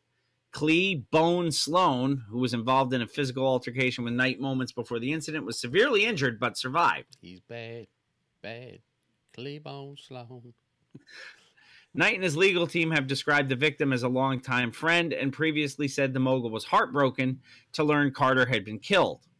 Carter's wife, Lillian, disputed that in a recent interview with the LA Times, saying that her husband only knew Knight through business dealings and that the two had not been close in several years. A Compton native, Carter grew up on Piru Street, the block from which the notorious sect of the Blood Street Gang takes its name. But he was well known for helping young men avoid gang life, according to his family. An entrepreneur with a penchant for building custom lowriders, he also worked as a car salesman and music producer. And he owned several automobile businesses and limousine services, his wife said. Carter also founded Heavyweight Records alongside rapper and actor Ice Cube. He first met Knight in the early 90s after the mogul and rapper Dr. Dre asked him to build a custom car for a giveaway as part of the promotion for Dre's solo debut album, The Chronic, according to his wife. The hit-and-run crash followed an argument on the set of a commercial for Straight Outta Compton, which chronicled the rise of the seminal hip-hop group NWA. Authorities say Knight, who was depicted in the movie, was upset about not receiving financial compensation for the use of his likeness. Mm-hmm. Footage from the burger joint security camera shows Knight truck barreling into Carter and Sloan. Knight, who fled the scene but eventually turned himself in, originally pleaded not guilty, arguing that he acted in self-defense. His legal team had long claimed there were men with guns at the scene attempting to injure or kill Knight, but prosecutors have contended there is no evidence to support that. Yeah, well, we've been over all the stuff that actually got him where he is. Right. Knight's case had evolved into a bizarre and winding legal saga long before Thursday's plea agreement in the 3 years since his arrest. Knight has tried to bolster his self-defense argument by claiming a hitman hired by Dr. Dre was present at Tams on the day of Carter's death. Knight has cycled through more than a dozen attorneys on the murder case, seemingly firing lawyers indiscriminately. As recently as Wednesday, he pleaded with Cohen to fire his court-appointed defense attorney. Yeah. He just wants to hear what he wants to hear, that's all. Yeah, Chewbacca defense. Moving on. Knight's reputation for intimidation also loomed large over the proceedings. During a preliminary hearing in 2015, Sloan broke down in tears on the stand and refused to cooperate with prosecutors despite suffering serious injuries when Knight smashed into him with a truck. "I'm no snitch," he said at the time. "I will not be used to send Suge Knight to prison." Gray also refused to cooperate with prosecutors in a hearing related to the criminal threats case against Knight, according to a transcript reviewed by the Times. Investigators with the LA County Sheriff's Department had produced text messages detailing the threats, and Gray himself called the LAPD after the 2014 incident, records show. Prosecutors also accused Knight of conspiring with his fiancée and some of his prior attorneys to manipulate the case. And we talked about this over the course of the last 3 years, and it's all him just trying to, for lack of a better word, cover his ass. That's a lot of ass to be covering, and I think he's going to be covering it for the next 28 years or so. Yeah, I'm pretty sure. So, Suge Knight going to jail. Yeah, was staying in jail. Yeah, and people don't have to go to court anymore for him. Mm-hmm. So, on to the next stupid rapper that does something stupid. 6ix9ine been sent to jail yet? No, not yet. Or maybe he has, because he needed to get his name back out there again. Oh, maybe. Our final article. Boy, this is a lot of hip-hop headlines this week. Yeah, we're short on Woo, though. Mr. Dillinger, I presume, comes to us from hiphopdx.com. Daz Dillinger is all smiles following Suge Knight's 28-year prison sentence. Judging by the singing and celebratory blunt, Daz Dillinger isn't losing any sleep over Suge Knight's recent prison sentence. The former Death Row Records CEO, sentenced to 28 years in prison. Dillinger took to Instagram on Friday, September 21st, to express his thoughts on the sentencing. "Wake and bake, y'all," he begins. They wondered how the Suge Knight story was going to end. It ended yesterday. 28 years in a penitentiary. You 53 years old. 28 years, and you wonder how the story of Suge Knight ended. The death row story ended yesterday. You wonder how life goes, and you wonder how life is, and it just ended. You know what I mean? I don't know what to think. Do you know what I'm thinking? Shout out to Suge Knight Jr. Go visit your daddy in prison. He needs you. From there, he starts singing as he sparks up his blunt. The Suge Knight story has ended, he wrote in the caption. Now you can do your death row movie. Fuck, cuz. What did they? Guess he should have been all up in the video dancing, huh? The Dog Pound rapper-producer was signed to Death Row in 92 and contributed to classics such as Dr. Dre's The Chronic and Snoop Dogg's Doggy Style. During the imprint's heyday, Dre grew increasingly frustrated with Knight's violent tendencies and left to start Aftermath Entertainment. Daz ended his tenure at Death Row in 1999. Knight, on the other hand, went on to run the label into the ground for the next several years and filed for bankruptcy in 2006. Knight's been in jail since 2015, and he finally admitted he used his vehicle as a deadly weapon. He didn't have a choice anymore. No. So, that's hip-hop headlines for episode 243. Yeah. And we are going to take our first break of the evening, and we'll come back with some woo news and some music. Yeah. And we think you should come back, too. So come right on back. Mr. Throwback Thursday, episode 243. Cool. Pull up my woo. We will move right on. Sure.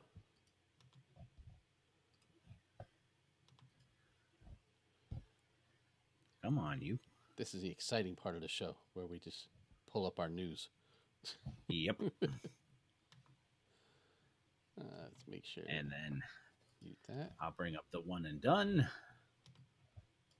And I will bring up the record of the week. Yes.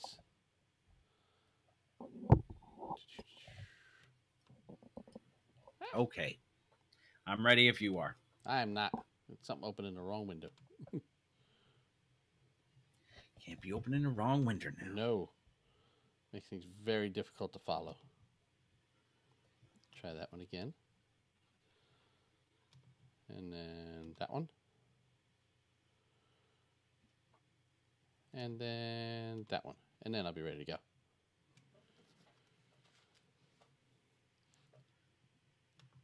That depends on how long it takes Bill to read these, Gail, before we can get to some lyrics. But I got a good one. Oh, goody. All right, I'm going to hit this drop, and then we'll get into some woo news. We'll bring it in with a Shree. Woo's your mama?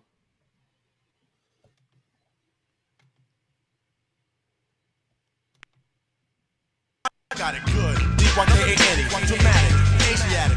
Hey yo, this your boy Big Daddy Kane, and when you try. Stop. Let's do that again. Yes. With a Shree. Woo's your mama? I got it good. Now let me tell you who I am. The B-I-G-D-A-D-D-Y-K-A-N-E. Dramatic. Asiatic. Not like. Hey yo, this your boy Big Daddy Kane, and when you're trying to hear that classic material, you need to be checking out my man, Mr. Throwback Thursday, for real. So when I roll on your rappers, you better be ready to die because you're petty. You're just a butter knife.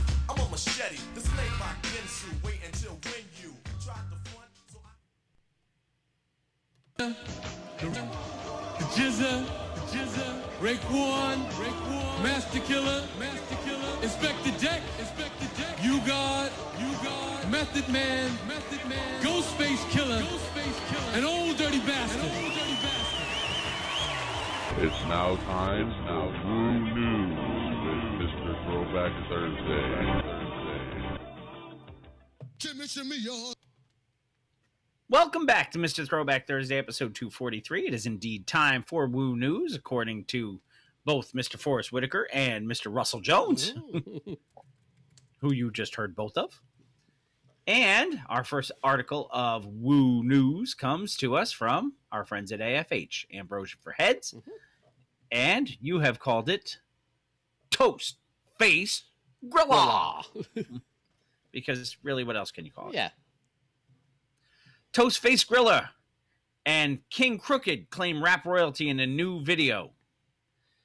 Toast Face Griller recently announced that he's dropping a new album. With that news came Saigon Velour, a trademark Tony Stark's-esque single that featured Snoop Dogg and E40.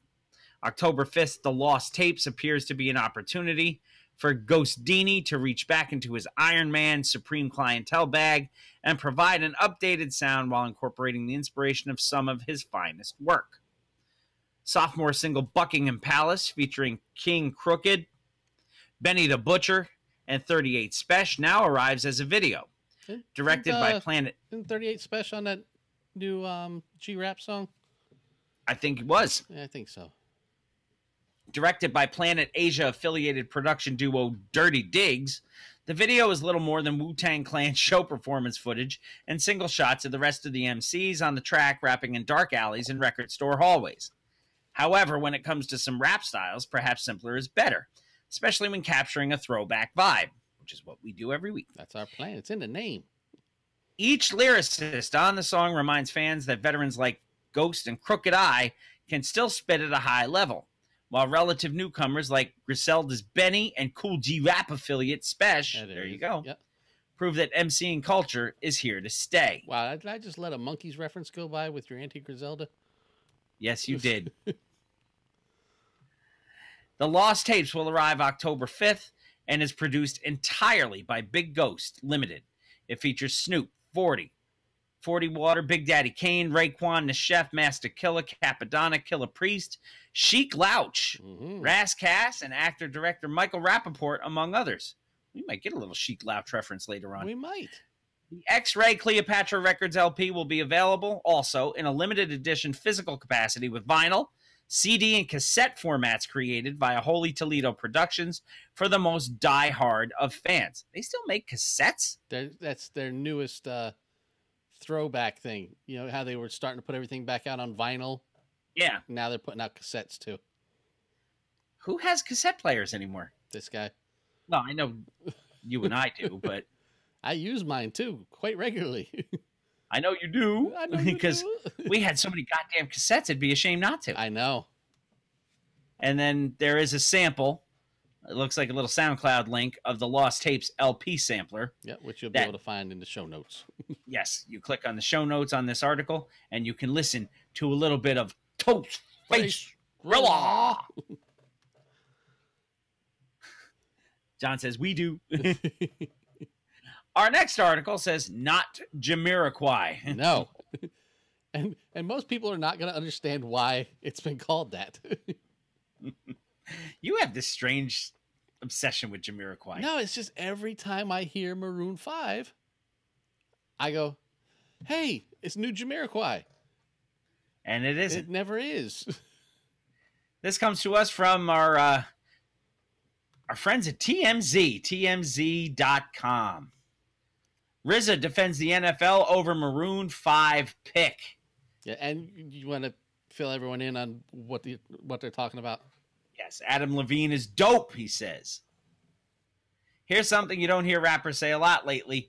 Cut the NFL a break. Yeah. RZA, the leader of the Wu-Tang Clan, says he doesn't think the NFL deserves all the crap it's been getting for booking Not Jamiroquai for the Super Bowl halftime show. And the reason? He really digs Adam Levine. Mm-hmm. Remember, the game will be played in Atlanta, home of stars like Outkast, T.I., and Migos. The guys from Maroon 5 are from L.A., and some people are pissed about that. Lambo. Again, let it go. Yeah. But not RZA, who says Adam is everything that's right about music. He's talented, progressive, embraces hip-hop. He even points out that Adam has a song with Future. In fact, RZA says he wouldn't be surprised if Adam brought out a special guest like Drake. Want to see Wu-Tang perform at the Super Bowl? Well, that's not going to happen. But RZA says the guys would definitely be down to perform a halftime show for the New York Jets or the New York Giants. All they have to do is ask. Because Wu-Tang is for the children. You're damn right. And they got another article where James Comey of the FBI is hanging out with Method Man and Ghostface Killah. I think we used that article. Yep. I love that. Yeah. I love that. Because, you know, METHOD. Wait. is wearing a Mets jersey in the picture. Yeah. So. And You were right. We were light on Woo News this week. The only other things we have to report are the fact that ODB is still dead and You God still is not very good. Nope. I say he's better than we are, but that's not saying a lot. That's not saying a lot. It is time for our one and done. Yeah, because we play music around here too. Our one and done comes to us from June 20th of 1995. And this one you must have really went down a rabbit hole for. It happens from time to time. On a weekly basis. Yeah. It runs 57 minutes, 8 seconds long on Capitol Records. Produced by a whole lot of people. Yeah. Butch Whip, Gary Gersh, KG, Moofy, Nick Wiz, Pookie Gist. Did you say Pookie Face? Stephen White and Tracy Waples. Didn't you go to school with her? Waples in your mouth. No, that's Herbals. I'm sorry. Yeah, I went to school with Herbal. Yes. I went to school with Annie Herbal, actually. No, I was listening to Naughty by Nature and ended up here. The album we're talking about is Da Milk Rate, the debut album by Milk Bone. And I have 19 tracks on this shit. It's a lot. Yeah, it is. I have 21, so be happy you only got 19. What, you got a couple of remixes? Yeah. I got 3 remixes. The Milk Rate by Milkbone. It does a body good. Of course, I say because they put a whole shit ton of eyes in there. Yeah. Track number 1, No Gimmicks. Let's see what we got, Sean. There's got to be gimmicks. No. There's no gimmicks. I said no gimmicks. Oh, we're not going to play now? You're going to be pissed off at me? Because I tried to play. All right, Milk. There. I'm on the clock right now, but I'm going to ask you a couple of questions, and I'll try to make it as brief as possible. First of all, how do your parents view your decision to pursue a career in the rap industry, as opposed to the more traditional career of other white males? Well, my parents they never did have any part of what I'm doing. They didn't want it before I had it, and now that I have my chance, I don't feel that they should be involved, whether the outcome's good or bad. I ignored their opinion then, and I ignored their opinion then. I'm going to ignore their opinion now. Track number 2 is Ghetto Biz, produced by Nick Wiz. And that rhymes, and that's free.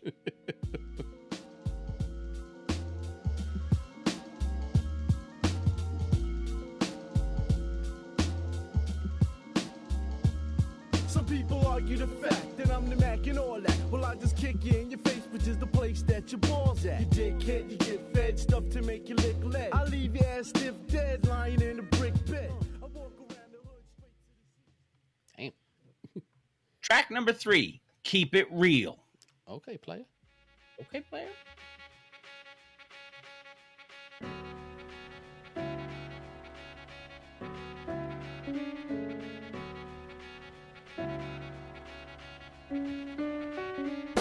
I ain't about to sit back and talk about gats and glocks and busting caps on blocks, cracking on practice cops. You couldn't handle when I'm deep like a diver. The cookie corner canal keeps my streets live. I actually remember that one. I do too. And you know what? This is a good album. Yeah, but you're not going to find it anywhere other than streaming services. Yeah, unless you fall down that rabbit hole, you will not stumble on this unless it's in your collection. Track number 4, Mind Games.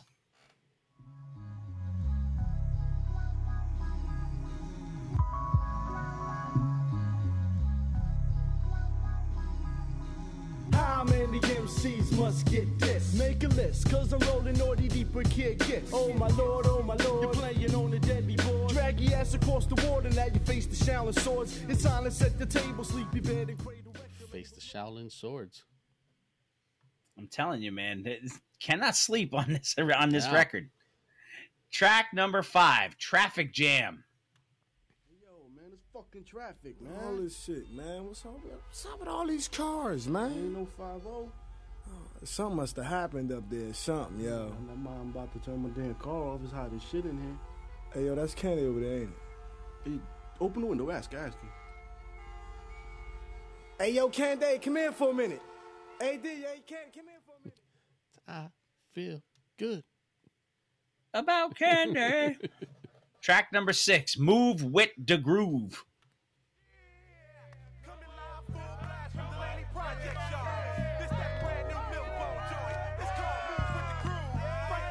Remember me? I'm the milk bone who's hooking all the hotties. From Jersey to Brooklyn bodies, looking for parties. Will come around my way. Every day's a Friday. You don't know where I'm at. We'll spark a L and hit the highway. That's my everyday route. It's never played out. You couldn't feel my breeze if your crew lived in a hay house. So ride the Parkway 125 to 129.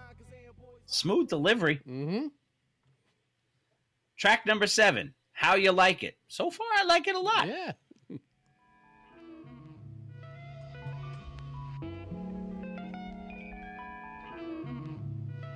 I'm the type to talk shit through a torture chamber and walk through danger. I burn Smokey the Bear and I fought the Ranger. Sip a Valentine, write a battle rhyme. Then I clothesline an airline and laugh about my jail time. My home's a throne at the beat sits. The bone teeth sits. I took a bite at a crime. Fuck it, the beast fits. Just leave it.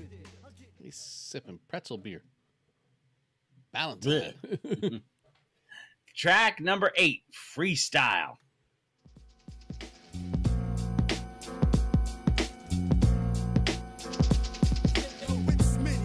From the back, once again, got the microphone with the evil grin and my pen, plus my pad, leave a nigga sad in the garbage bag. I'm the nigga getting mad. Yo, don't give a fuck, milk, bro, grab the microphone next and bust it like yo. Now it's Got a little bit of a Fife Dog feel to the lyrics sometimes. I can see that. A little bit. Maybe in just the delivery. Track number 9, Set It Off. I want all y'all in the front to move up. I refuse to let any punk choose to fuck my groove up. Push up on them, draw my weapon. Dislocated with a brain invasion. First lesson. I moved up a little, now step aside. You think you hot, cause you had your back stress tie. Don't lie, cause I really be mitty. But buddy, you better be ready for some kid from the brick city. Dicey tracks like CeeLo, and we know who really keeps it hot 50 degrees below zero. Track number 10, Where's Da Party At?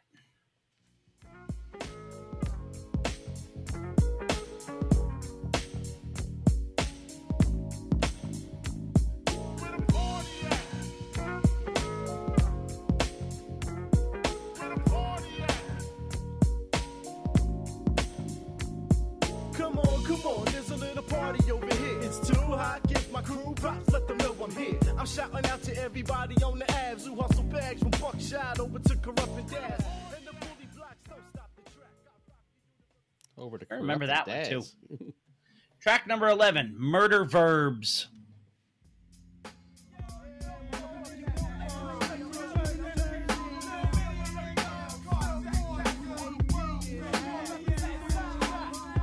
Now people always bullshit, I'm break beats. I take streets to turn them into Jersey hood hate freaks. I got skills to smoke a style you should know by now. Me and rap go back like your daddy's old poker pals. You're pretty shitty, you wear a signs to kick me. I foot too many dicks that my Timberlands turn to dickies.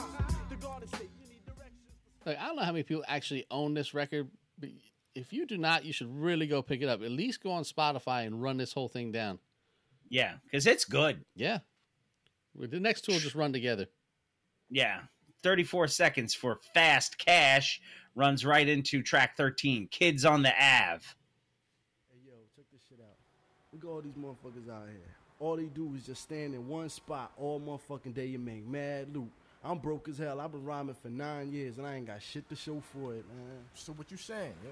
You want to get in the game? So what are you saying? If you do that, I'll get a JOB, kid. Oh, fuck that. I ain't trying to work. I ain't trying to get locked up either. Hey, yo, who that down there? Look like K, man. Motherfucker creepy.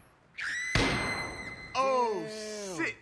Shot the hell out that bitch. Hey, yo, I'm out, kid. Yo, check this shit out here, nigga. I got 6 what the fuck you running with. Who got bank? Who got bank? I got bank, nigga. What you got, Jay? 100 things. All right, nigga, I got The block's hot, the block's hot with top-notch Glock shots. Surrounded by fiends waiting for slingers to drop rocks. The blue baggy bender boys, that's the way we roll. Fiends around the way will suck the ego out your pee hole. I'm fucking fed up with my pockets being empty. Can't go wrong with a pee hole reference. Track number 14, Check Me Out.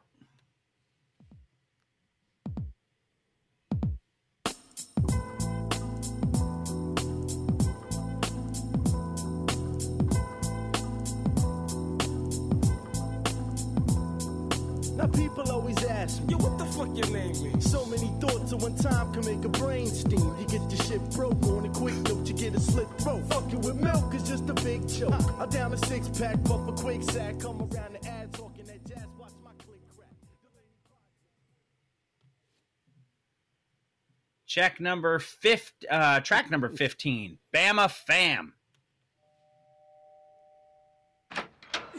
What's up, man? What's up, nigga? What's up, man? How you doing? How you been? We coolin'.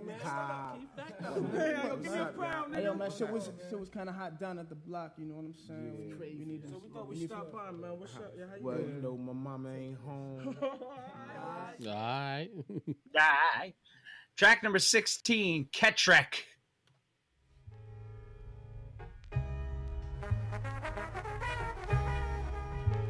Catch wreck. Like this. Come on down and step inside the chamber. Poetic pain, illustrating danger, but no stranger to anger. Fuck the avenue, cause my crew hikes the turnpike. We burn lights to show improving the source. We earn mics. We're never taken for granted with Jack and Sons like Janet Boogie Band. We're jacking sons like Janet. It's a pretty interesting play on words. Yeah. I like it. Track number 17, It Ain't the Same. Yo, who this motherfucker, man? Who this motherfucking milk bone nigga I've been hearing about? Yeah, that's what I'm saying, man. I don't know, man. Some white motherfucker, man. Motherfucker nigga look like this dude. Nigga look like a stick-up paper boy and shit. I should smack that headband off his motherfucking head and shit. Fuck him. I'm the motherfucking man who makes it simple. If you're rich, rob your bitch. Now they call him Mr. Swindle. So who am I for you to care? Love polluted air, and I'm so generous. So let your girl floss with my pubic hair. It reminds me, like if I'll let your girlfriend floss with my pubic hair. Nice. It's like if the youngsters grew up, how I figured they would sound. I mean, I'm sure the youngsters grew up. I don't remember. That's a great comparison. Yeah, I don't know what it is. It just reminds me of them so much. No, that's a great comparison. Track number 18, To All Y'all. Yo, Milk, man. I know this track is fat and everything, but yo, you got enough tracks on this album already. So let's get some shout outs and then get the fuck out of here, man. I'm sending this one out here to everyone everywhere who was there, cause it was clear that people didn't care. So now I'm giving mad props to 118th Street guys, low down, ill town, double I. And now I'm setting it off just like this. Enough props to Pookie, Mook, Daddy, motherfucking kiss. And finally, the last track I have listed is a remix of Keep It Real. That's what I got here.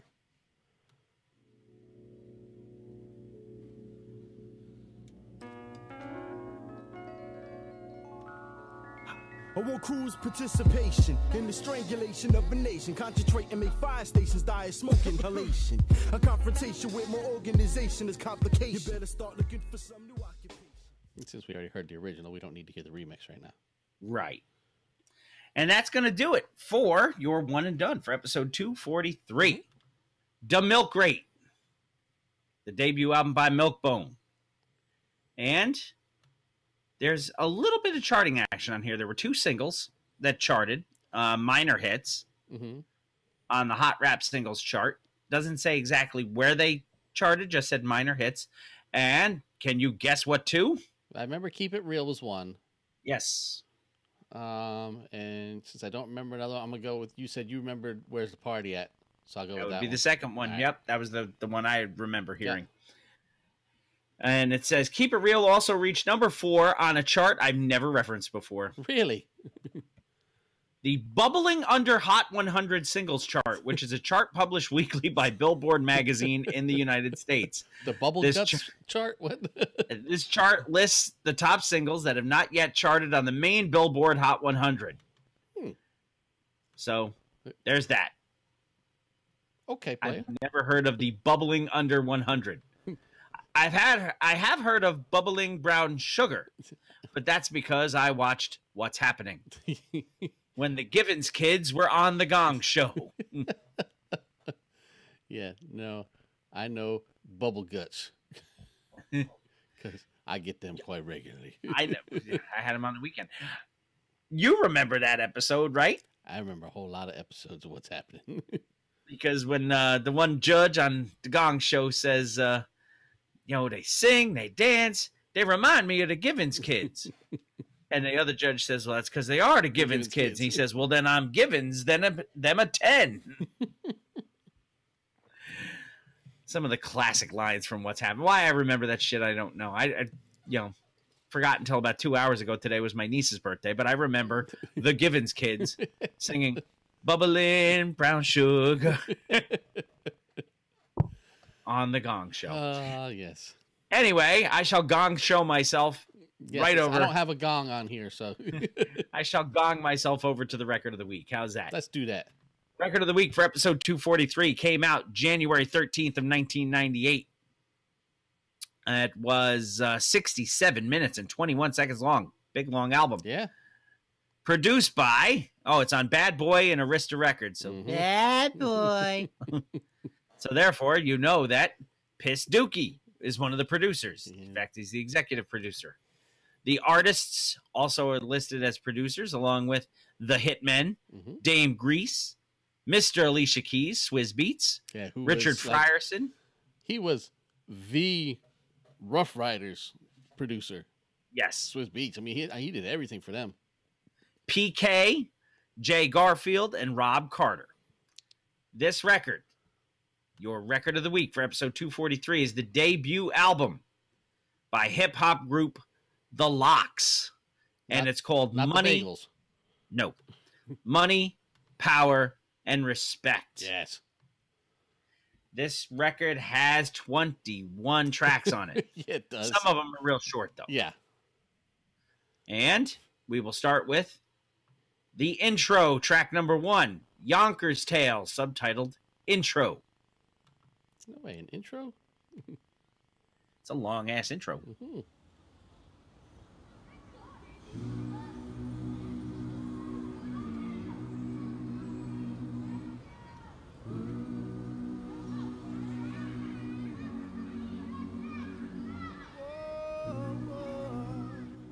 Whoa. And that's going to lead to track 2, Living the Life. Not the crazy life. No. And not the key to life, as Bittersweet Candy would like to tell us. That is money, power, respect. The game of life. In this game, it's not whether you win or lose, but how you played the game. Come on.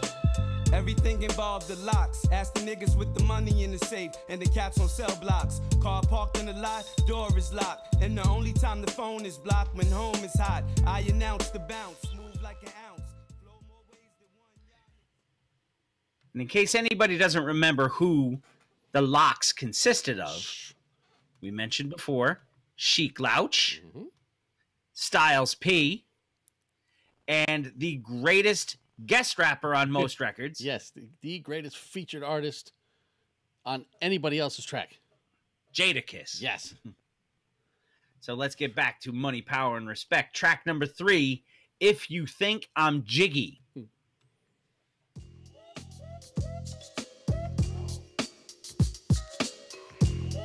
Since you said Jiggy, happy 50th birthday to Will Smith. Yes.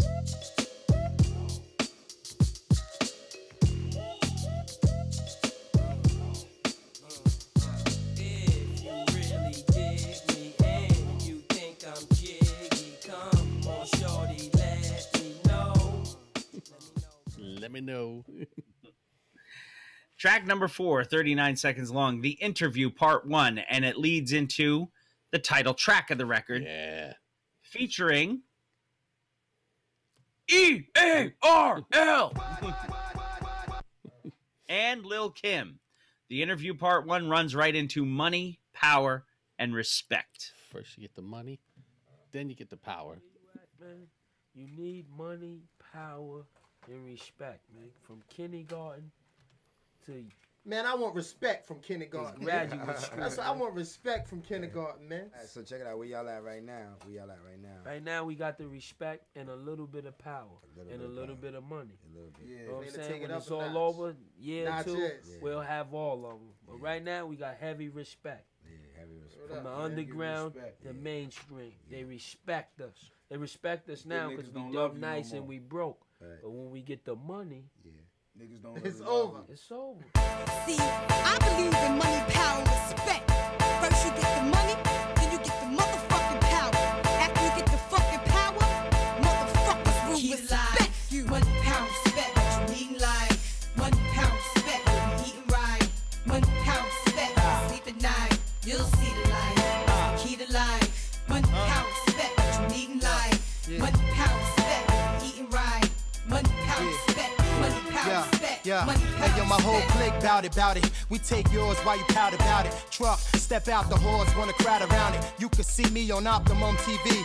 On your bathroom, turn the light out, scream, Bloody Mary. 1, 2, 3, chic and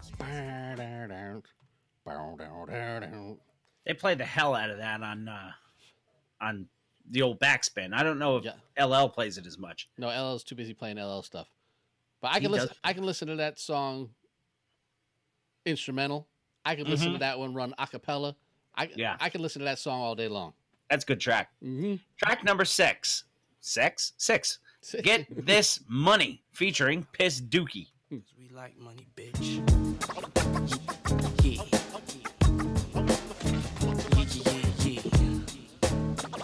LOX.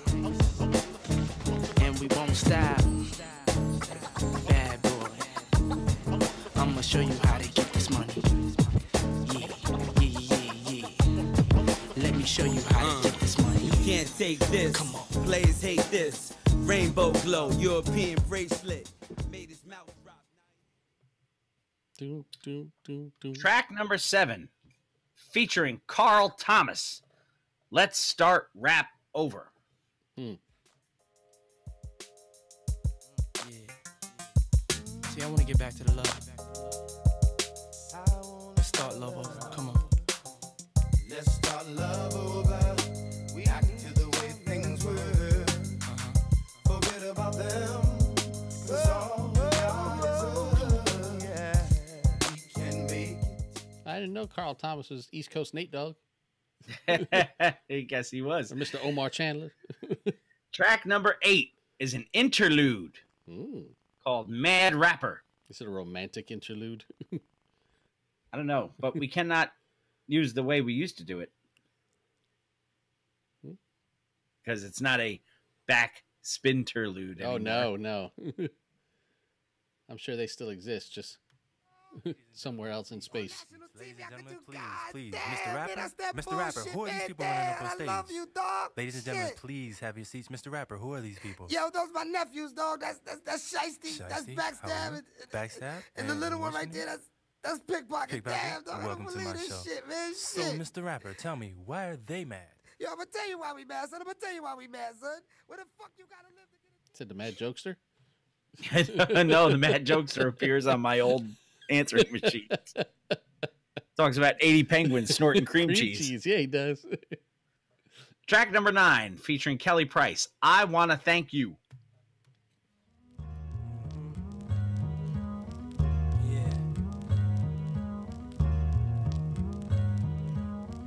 Yo, you can't fake it. Life's only what you make it. Front, be a snake, mess around, get your wake hit. Ex-schoolboy, wanna go and try to take shit. Found his body in the projects naked. I ain't gonna lie.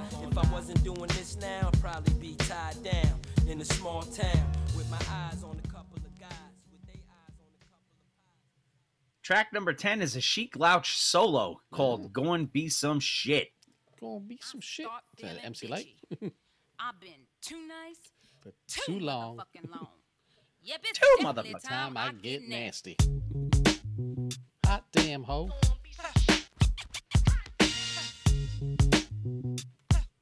Go and be some shit. Hot damn hoe.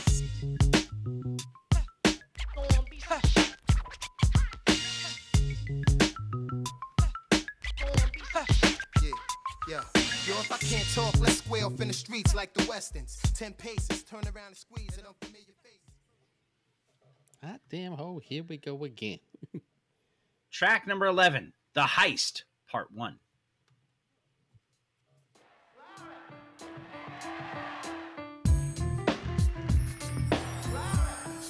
Clap your hands to what he's doing.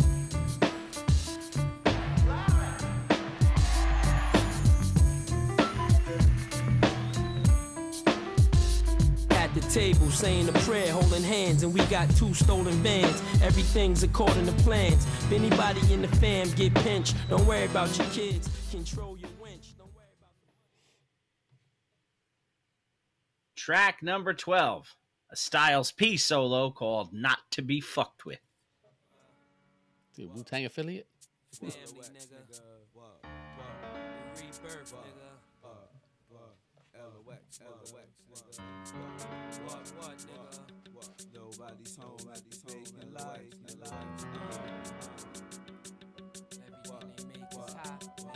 Another small time cat with $1 million fetish. Learned my first lesson in jail from a peasant. Always seemed pleasant, happy to be present. Said he passed through, he should have been in the essence. Track number 13 is our second interlude. This one's only 48 seconds, called The Setup. And track number 14 is Bitches from Eastwick, as opposed to The Witches of Eastwick. Hello? Yo, what up, baby? What's up? Yo, what y'all doing?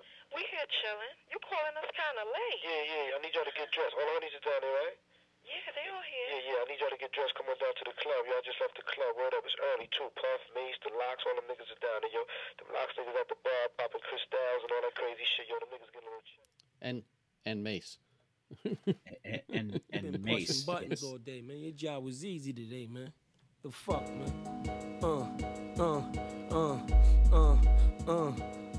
Hey, yo, I woke up in the days with a slight headache. You know the usual in the studio, getting red late. Serious jet lag when I get to bed late. That's why I fuck, cause I be weak when I get head late. Today I got a session with Veronica. Met her last year, about a week before Hanukkah. About a week before Hanukkah. Track number 15, once again, featuring Piss Dookie. Can't Stop, Won't Stop. Can't stop, won't stop jumping into other people's fucking songs is what that is. The same beat as Money, Power, and Respect. Pick up on that? Uh-huh.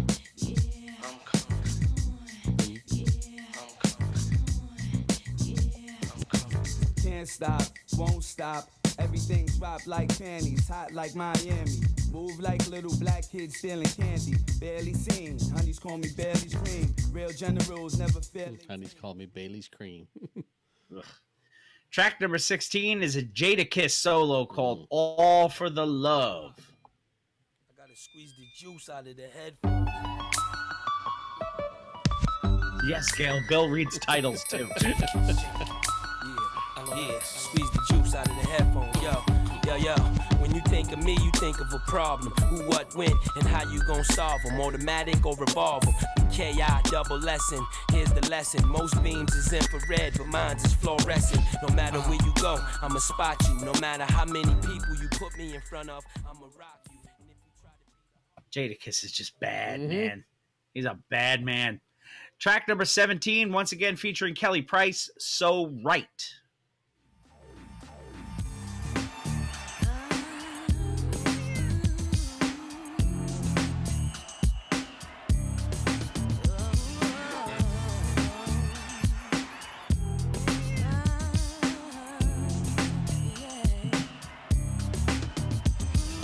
Catch me in the dirty south, in the red clay porch burning out. Headed cross seas, about to turn it out. Track number 18 is an interlude called The Snitch. It's a little too long to run into the next one. So. Yeah, no, we won't go home. Come on, man. We got to find this motherfucker. Yeah, turn the camera on, man. There you go, going up the steps. Yeah. Let's get this nigga over here, man. Yeah. Yo, Shorty, what's up, Shorty? Yo, man, what the fuck? You be with the Locks, man. What's up, man? What the fuck is wrong with you, man? see this, you bitch? Yo, man, what the fuck you want? Do you see this, you bitch? I say that same thing when the dog makes a mess. Yes. Anyway, track number 19. Everybody Want a Rat.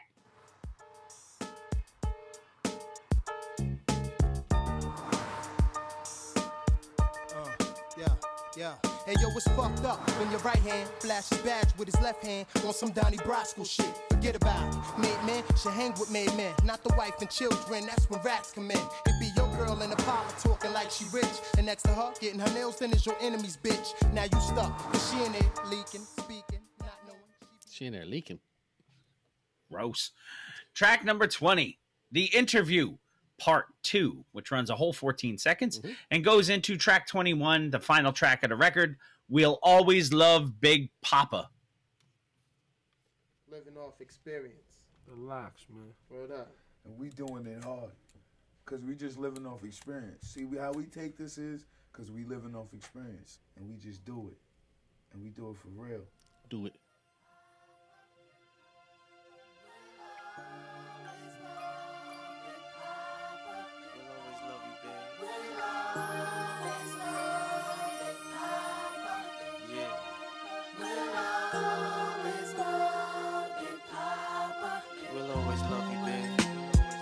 In the clouds, hope you pass the sun. Hope you right next to God and he calling you son. Taking you in, angels breaking you in. This is heaven and no longer do you have. So that is your record of the week for episode 243.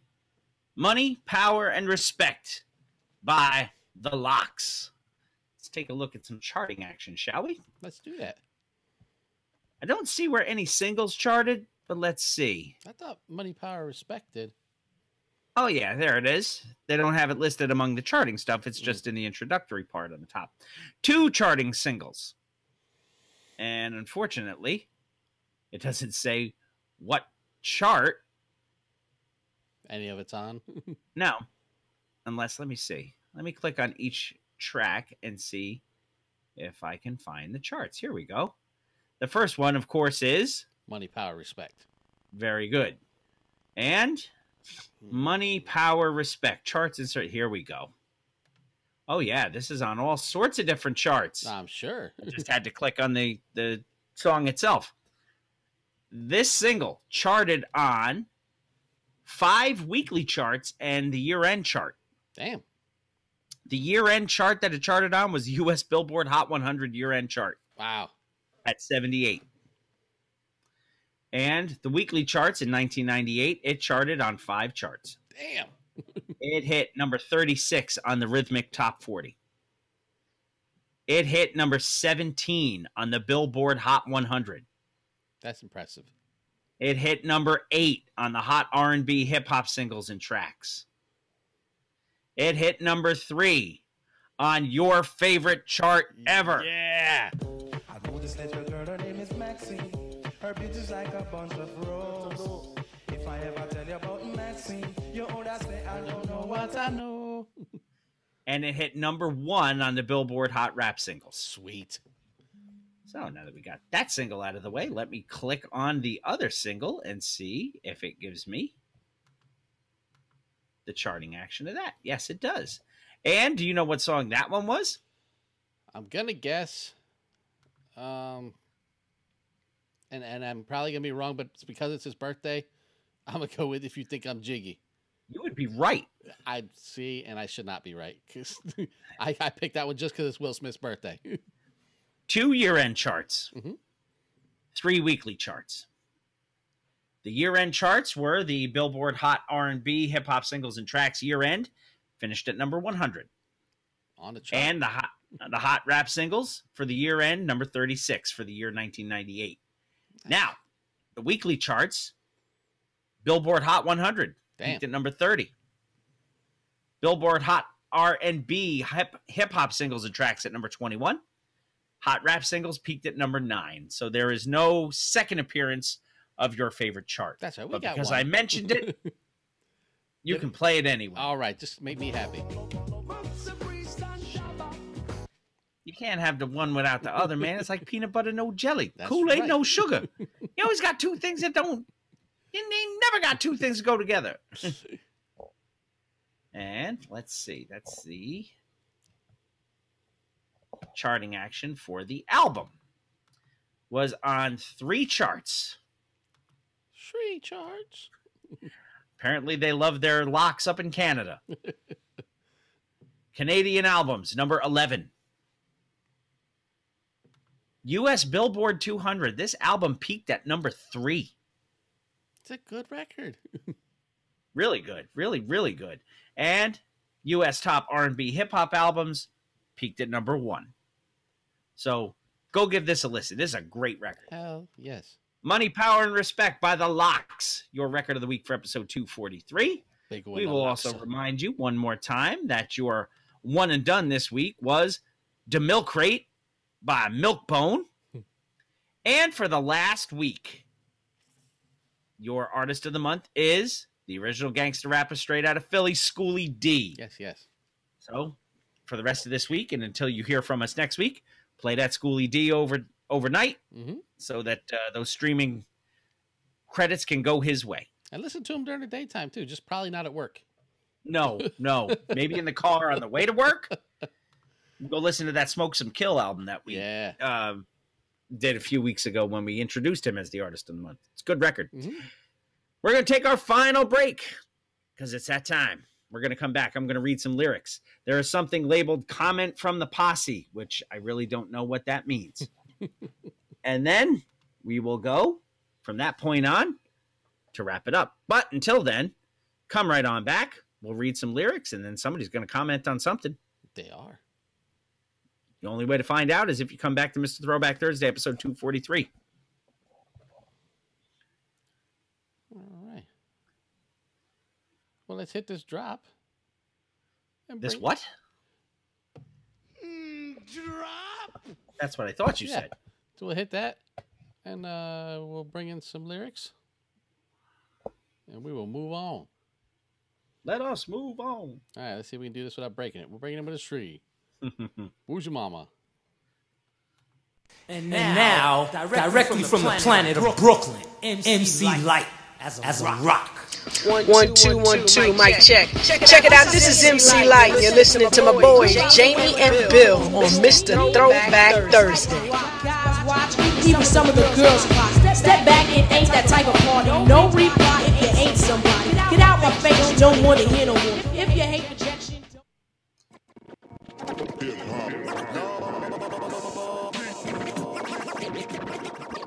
But it starts with Bill. Phyllis Preston. It's called reading. It's called top to bottom, left to right. Group words together as a sentence. Take Tylenol for any headaches. Midol for any cramps. Most people probably don't listen to the lyrics, but they should. Welcome to Bill Reed's Lyrics.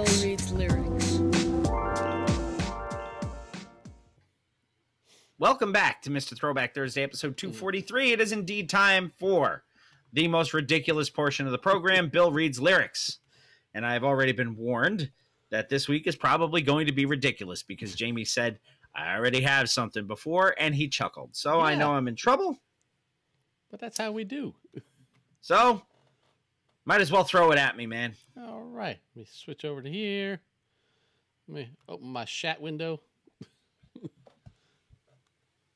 My no chat. No chat beta, no chat. Doesn't want to open. People have no idea what that reference is. No. All right, we're going to put this over here. Send it to you. Then we'll close chat so everybody else can't see what was going on over there. In the pre-show. Okay. Woo! Woo! You better watch yourself. I know you. Wow. Oh, we're going to have a good time. Breaker 19. This might be a breaker. You're going to learn today. You're going to learn. There are certain words I'm just not a huge fan of. There's certain words that many people are not a huge fan of, but you know what? If you get offended, move on, right? Right. That's right. But ooh. You're gonna do verse 2, by the way. Of course I am. And in honor of recent of his developments. sentencing. In the honor of recent developments, we will be doing this in a style of my choosing. Mr. William H. Cosby Jr., please. I figured it was going to be William H. Cosby Jr. If you please, sir. Sentenced to, what was he sentenced to today? 3 to 8? 3 to 10? Something like that. I don't quite remember. For pudding. For pudding. Yeah, for putting his dick in unconscious chicks. Yep. So, if you are prepared, as you can get, I will be now. All right. So, with no type of ado, Sesame Street style, whether nearer or further, we will cue the motherfucking piano.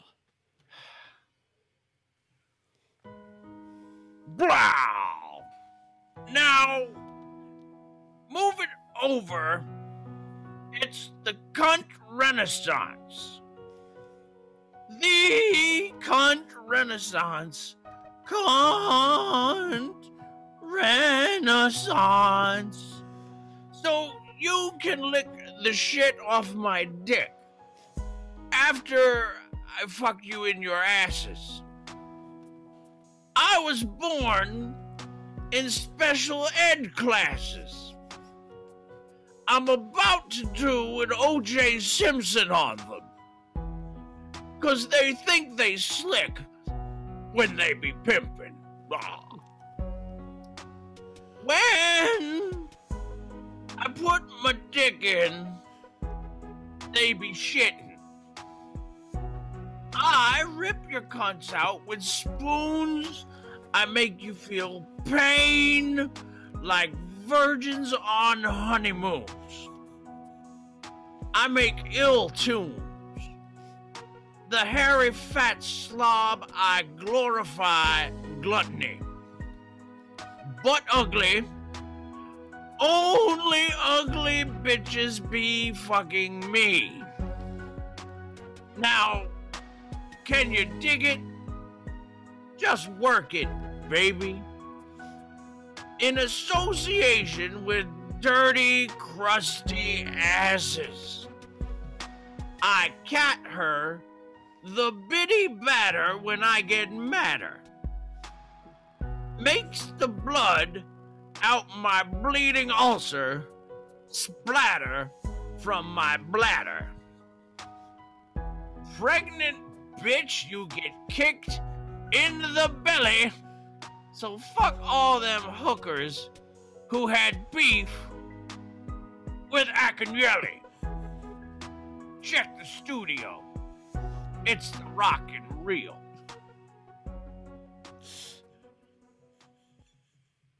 You made it. I did, and so did you. Yep. I'm not sure if anybody in the comments made it all the way. Because... yeah. Yeah. Little R.A. the Rugged Man for everybody. Yeah. Oof.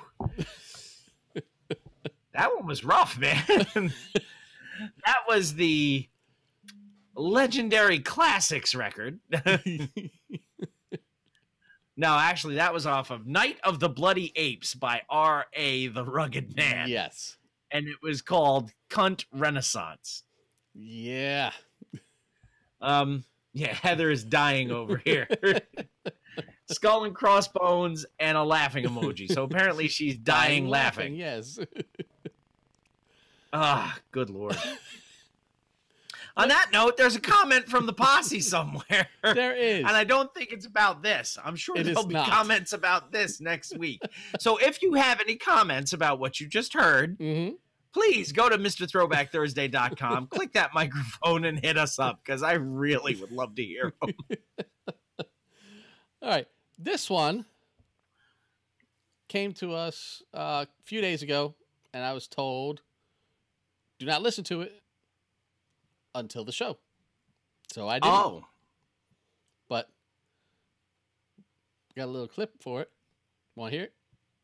Here it comes. Right now, shake! Rattle and roll. Now don't front stunt, you might lose control. Grand Pooba Maxwell. What the hell? Doctor Who is well.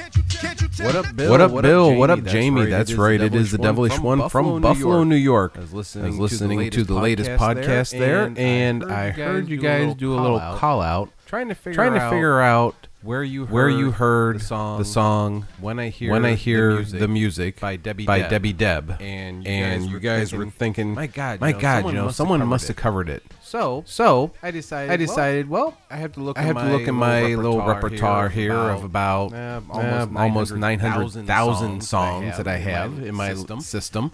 And yes, I came up with three. That's right. Three artists actually covered it.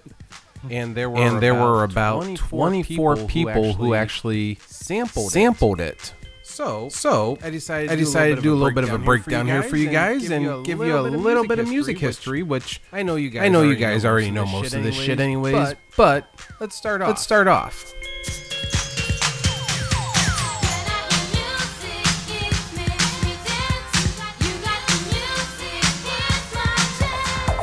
So just like you guys stated earlier, the original one, Debbie Deb When I Hear Music, actually came out in 1983 on a what was it, a 2-track I believe it was, album, where it was the original song and then the instrumental version.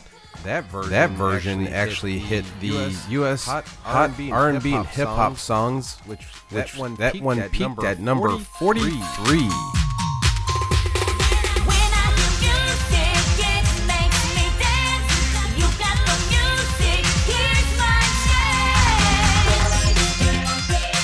So the first cover of When I Hear Music was in 1996 by Trinareer, I believe is how you pronounce her name. Basically, she is an EDM DJ, and as you can tell, there's not really much difference in the sound. And from the research I've done, I did not see any charting action whatsoever for this single.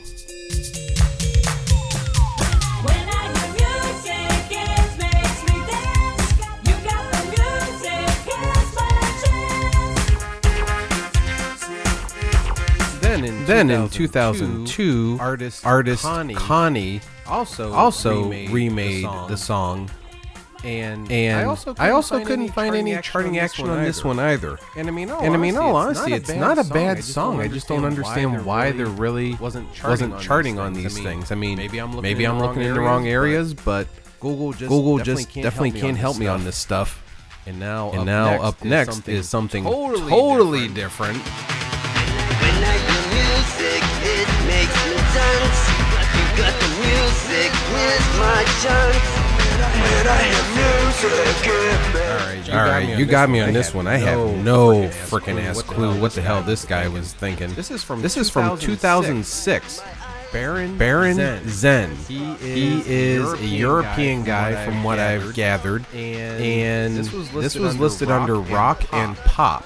But just like everything else, no charting action. So with this one, I can definitely understand why. We're with you. And now with that said, I mean there were other groups that actually did something better with this. And no, I'm not gonna play all the different ones for you guys. I mean, you can look this up if you want. But there were 24 other bands, groups, whatever you want to call them, who sampled this. And probably the most noted one would be Pitbull in 2006. His song Fuego. If you listen to it, it has that exact same intro for his entire song. Black Eyed Peas did it with the song The Boogie That Be. Let's see here. Hooked on Atari by DJ Shadow and Cut Chemists. The song Runaway by The Real McCoy in 95. Towards the end of the song, they actually did throw a sample of it in there. And I mean, there's so much in here. I'm trying to look at these different names, and a lot of it is doing drums, multiple elements of the song, the hook and the riff. Let's see here. What else we got? Yeah, pretty much about it on here. other than let's see here, Snoop Dogg and Azure in 2007 did the hook and riff with their song "Get It Started." But other than that, most of these other ones, I mean, there's a lot of numbers on here or names on here that I just don't even know. I mean, the only other one would be Young Jock in 2010. He did multiple elements with his song "With the Lights On." And let's see here, it says the sample appears starting right at 7 seconds, so I believe it's just a short sample. But anyways, that's what I got for you guys. So Bill and Jamie, you guys keep up the good fight here and teaching everyone here about the old school hip hop and all the good that actually it is, and not this mumble rap crap. And just like I've always said in the past, with listening to Mr. Throwback Thursday, I am going broke one record at a time. I came here with my dick in my hand. Don't make me leave it with my foot in your ass. Be cool, don't worry about how I'm ripping the shit when I'm flipping, kicking. Nigga, this just what I do. Shake that ass. Show me what you working with. Shake that ass. That is the greatest. That is his new theme song. We have to find that and have that be the Devilish DJ Scott theme song. I guess that's Mr. Richard Cheese, but that is, I would think that's Richard Cheese doing Shake Ass. That was the coolest little history lesson I think we've ever had on here, man. Yeah, we appreciate it. Yeah, I really do appreciate it. There was one or two of those sounded familiar, like I've heard them, but that one was just god awful, man. Yes, Dick Cheese. Yeah. So that might have been the coolest thing I've heard on this show in a while. Yeah. So thank you, Devilish DJ. Yes. Next to this week's Bill Reed's lyrics. Yeah, well, that was a train wreck anyway. Hey, Hugo's here. Hugo's here just in time to sign off. Yeah, as this whole thing has just turned into a big giant shit pile. Once again. Let's throw it in the toilet and call it a night. Let's do that. The Mr. Throwback Thursday podcast, every segment on it, the whole thing tonight, has been double fueled by death, as we both have ours. And this week it was...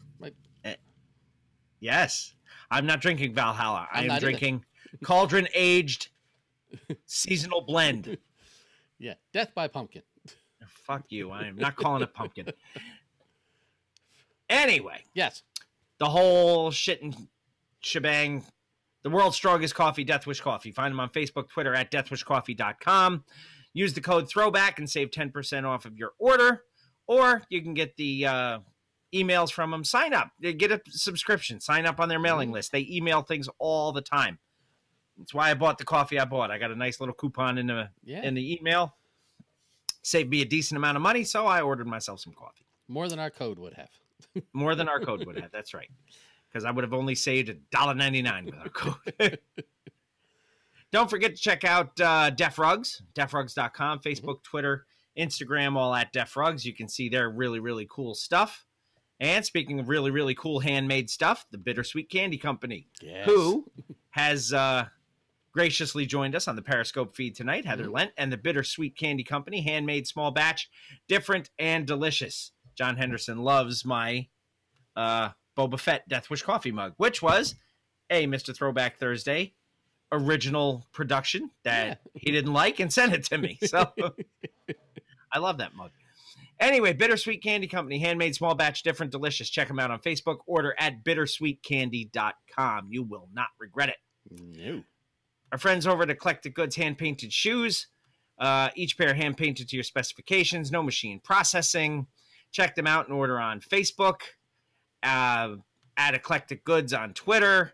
Send them email at eclecticgoodsva@gmail.com. See their work over on Instagram at EG Custom Kicks. I don't know when they're going to be taking orders again because they're still busy, but you can go check out their stuff. And if you want to, let them know. Yeah, if you're planning to get some for Christmas, I would message them now and see if they're still even taking orders for Christmas. Right. Melted Mike's, MLTDMICS. Pumice T. Mendola, the creator of the greatest theme song in hip-hop in podcast history. He has meltedmikes.com, which is hip-hop themed t-shirts. our code, Mr. Throwback Thursday, saves you 10% off your order there.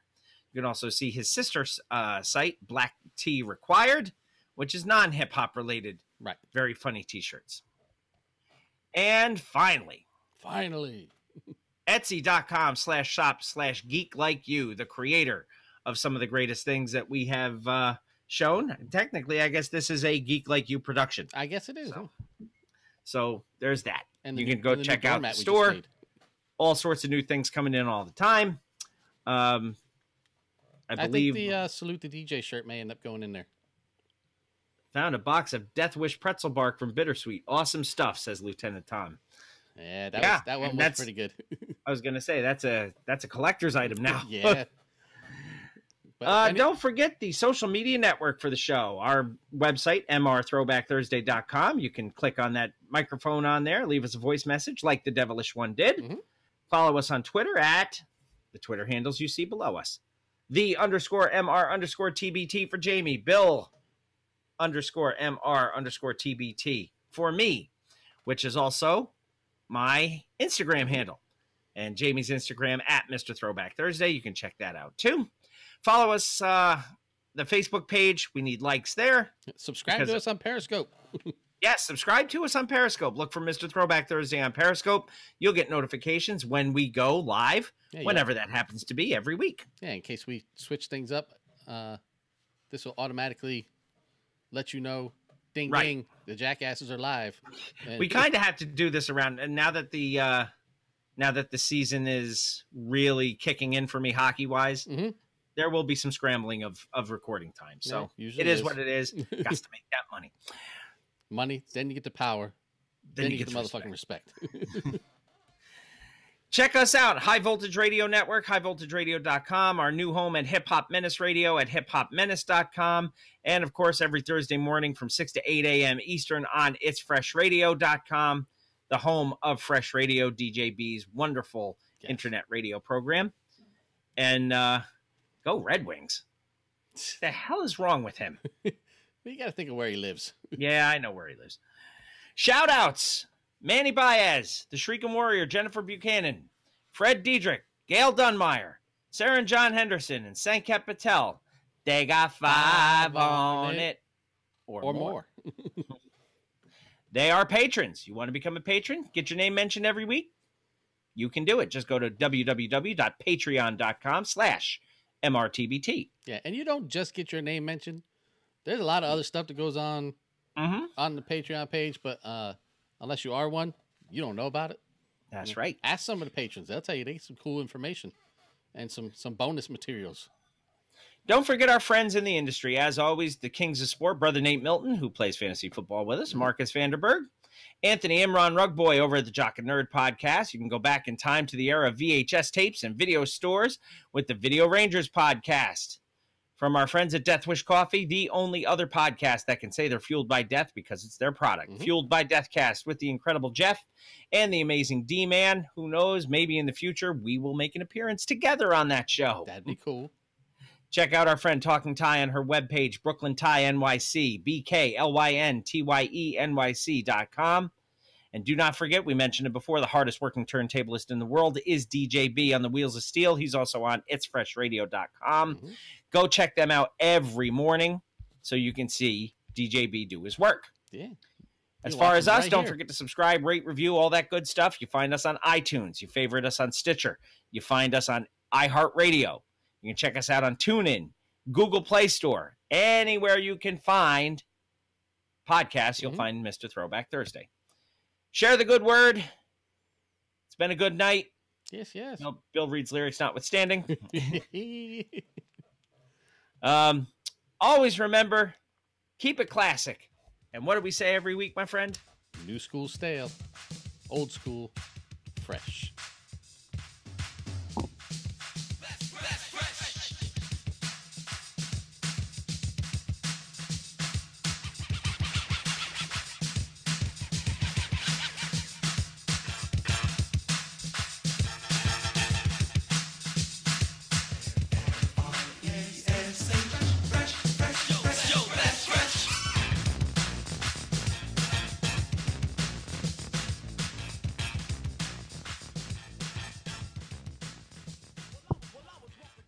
To all the patrons and everybody following along on the Periscope feed, we thank you for joining us. We will see you next week.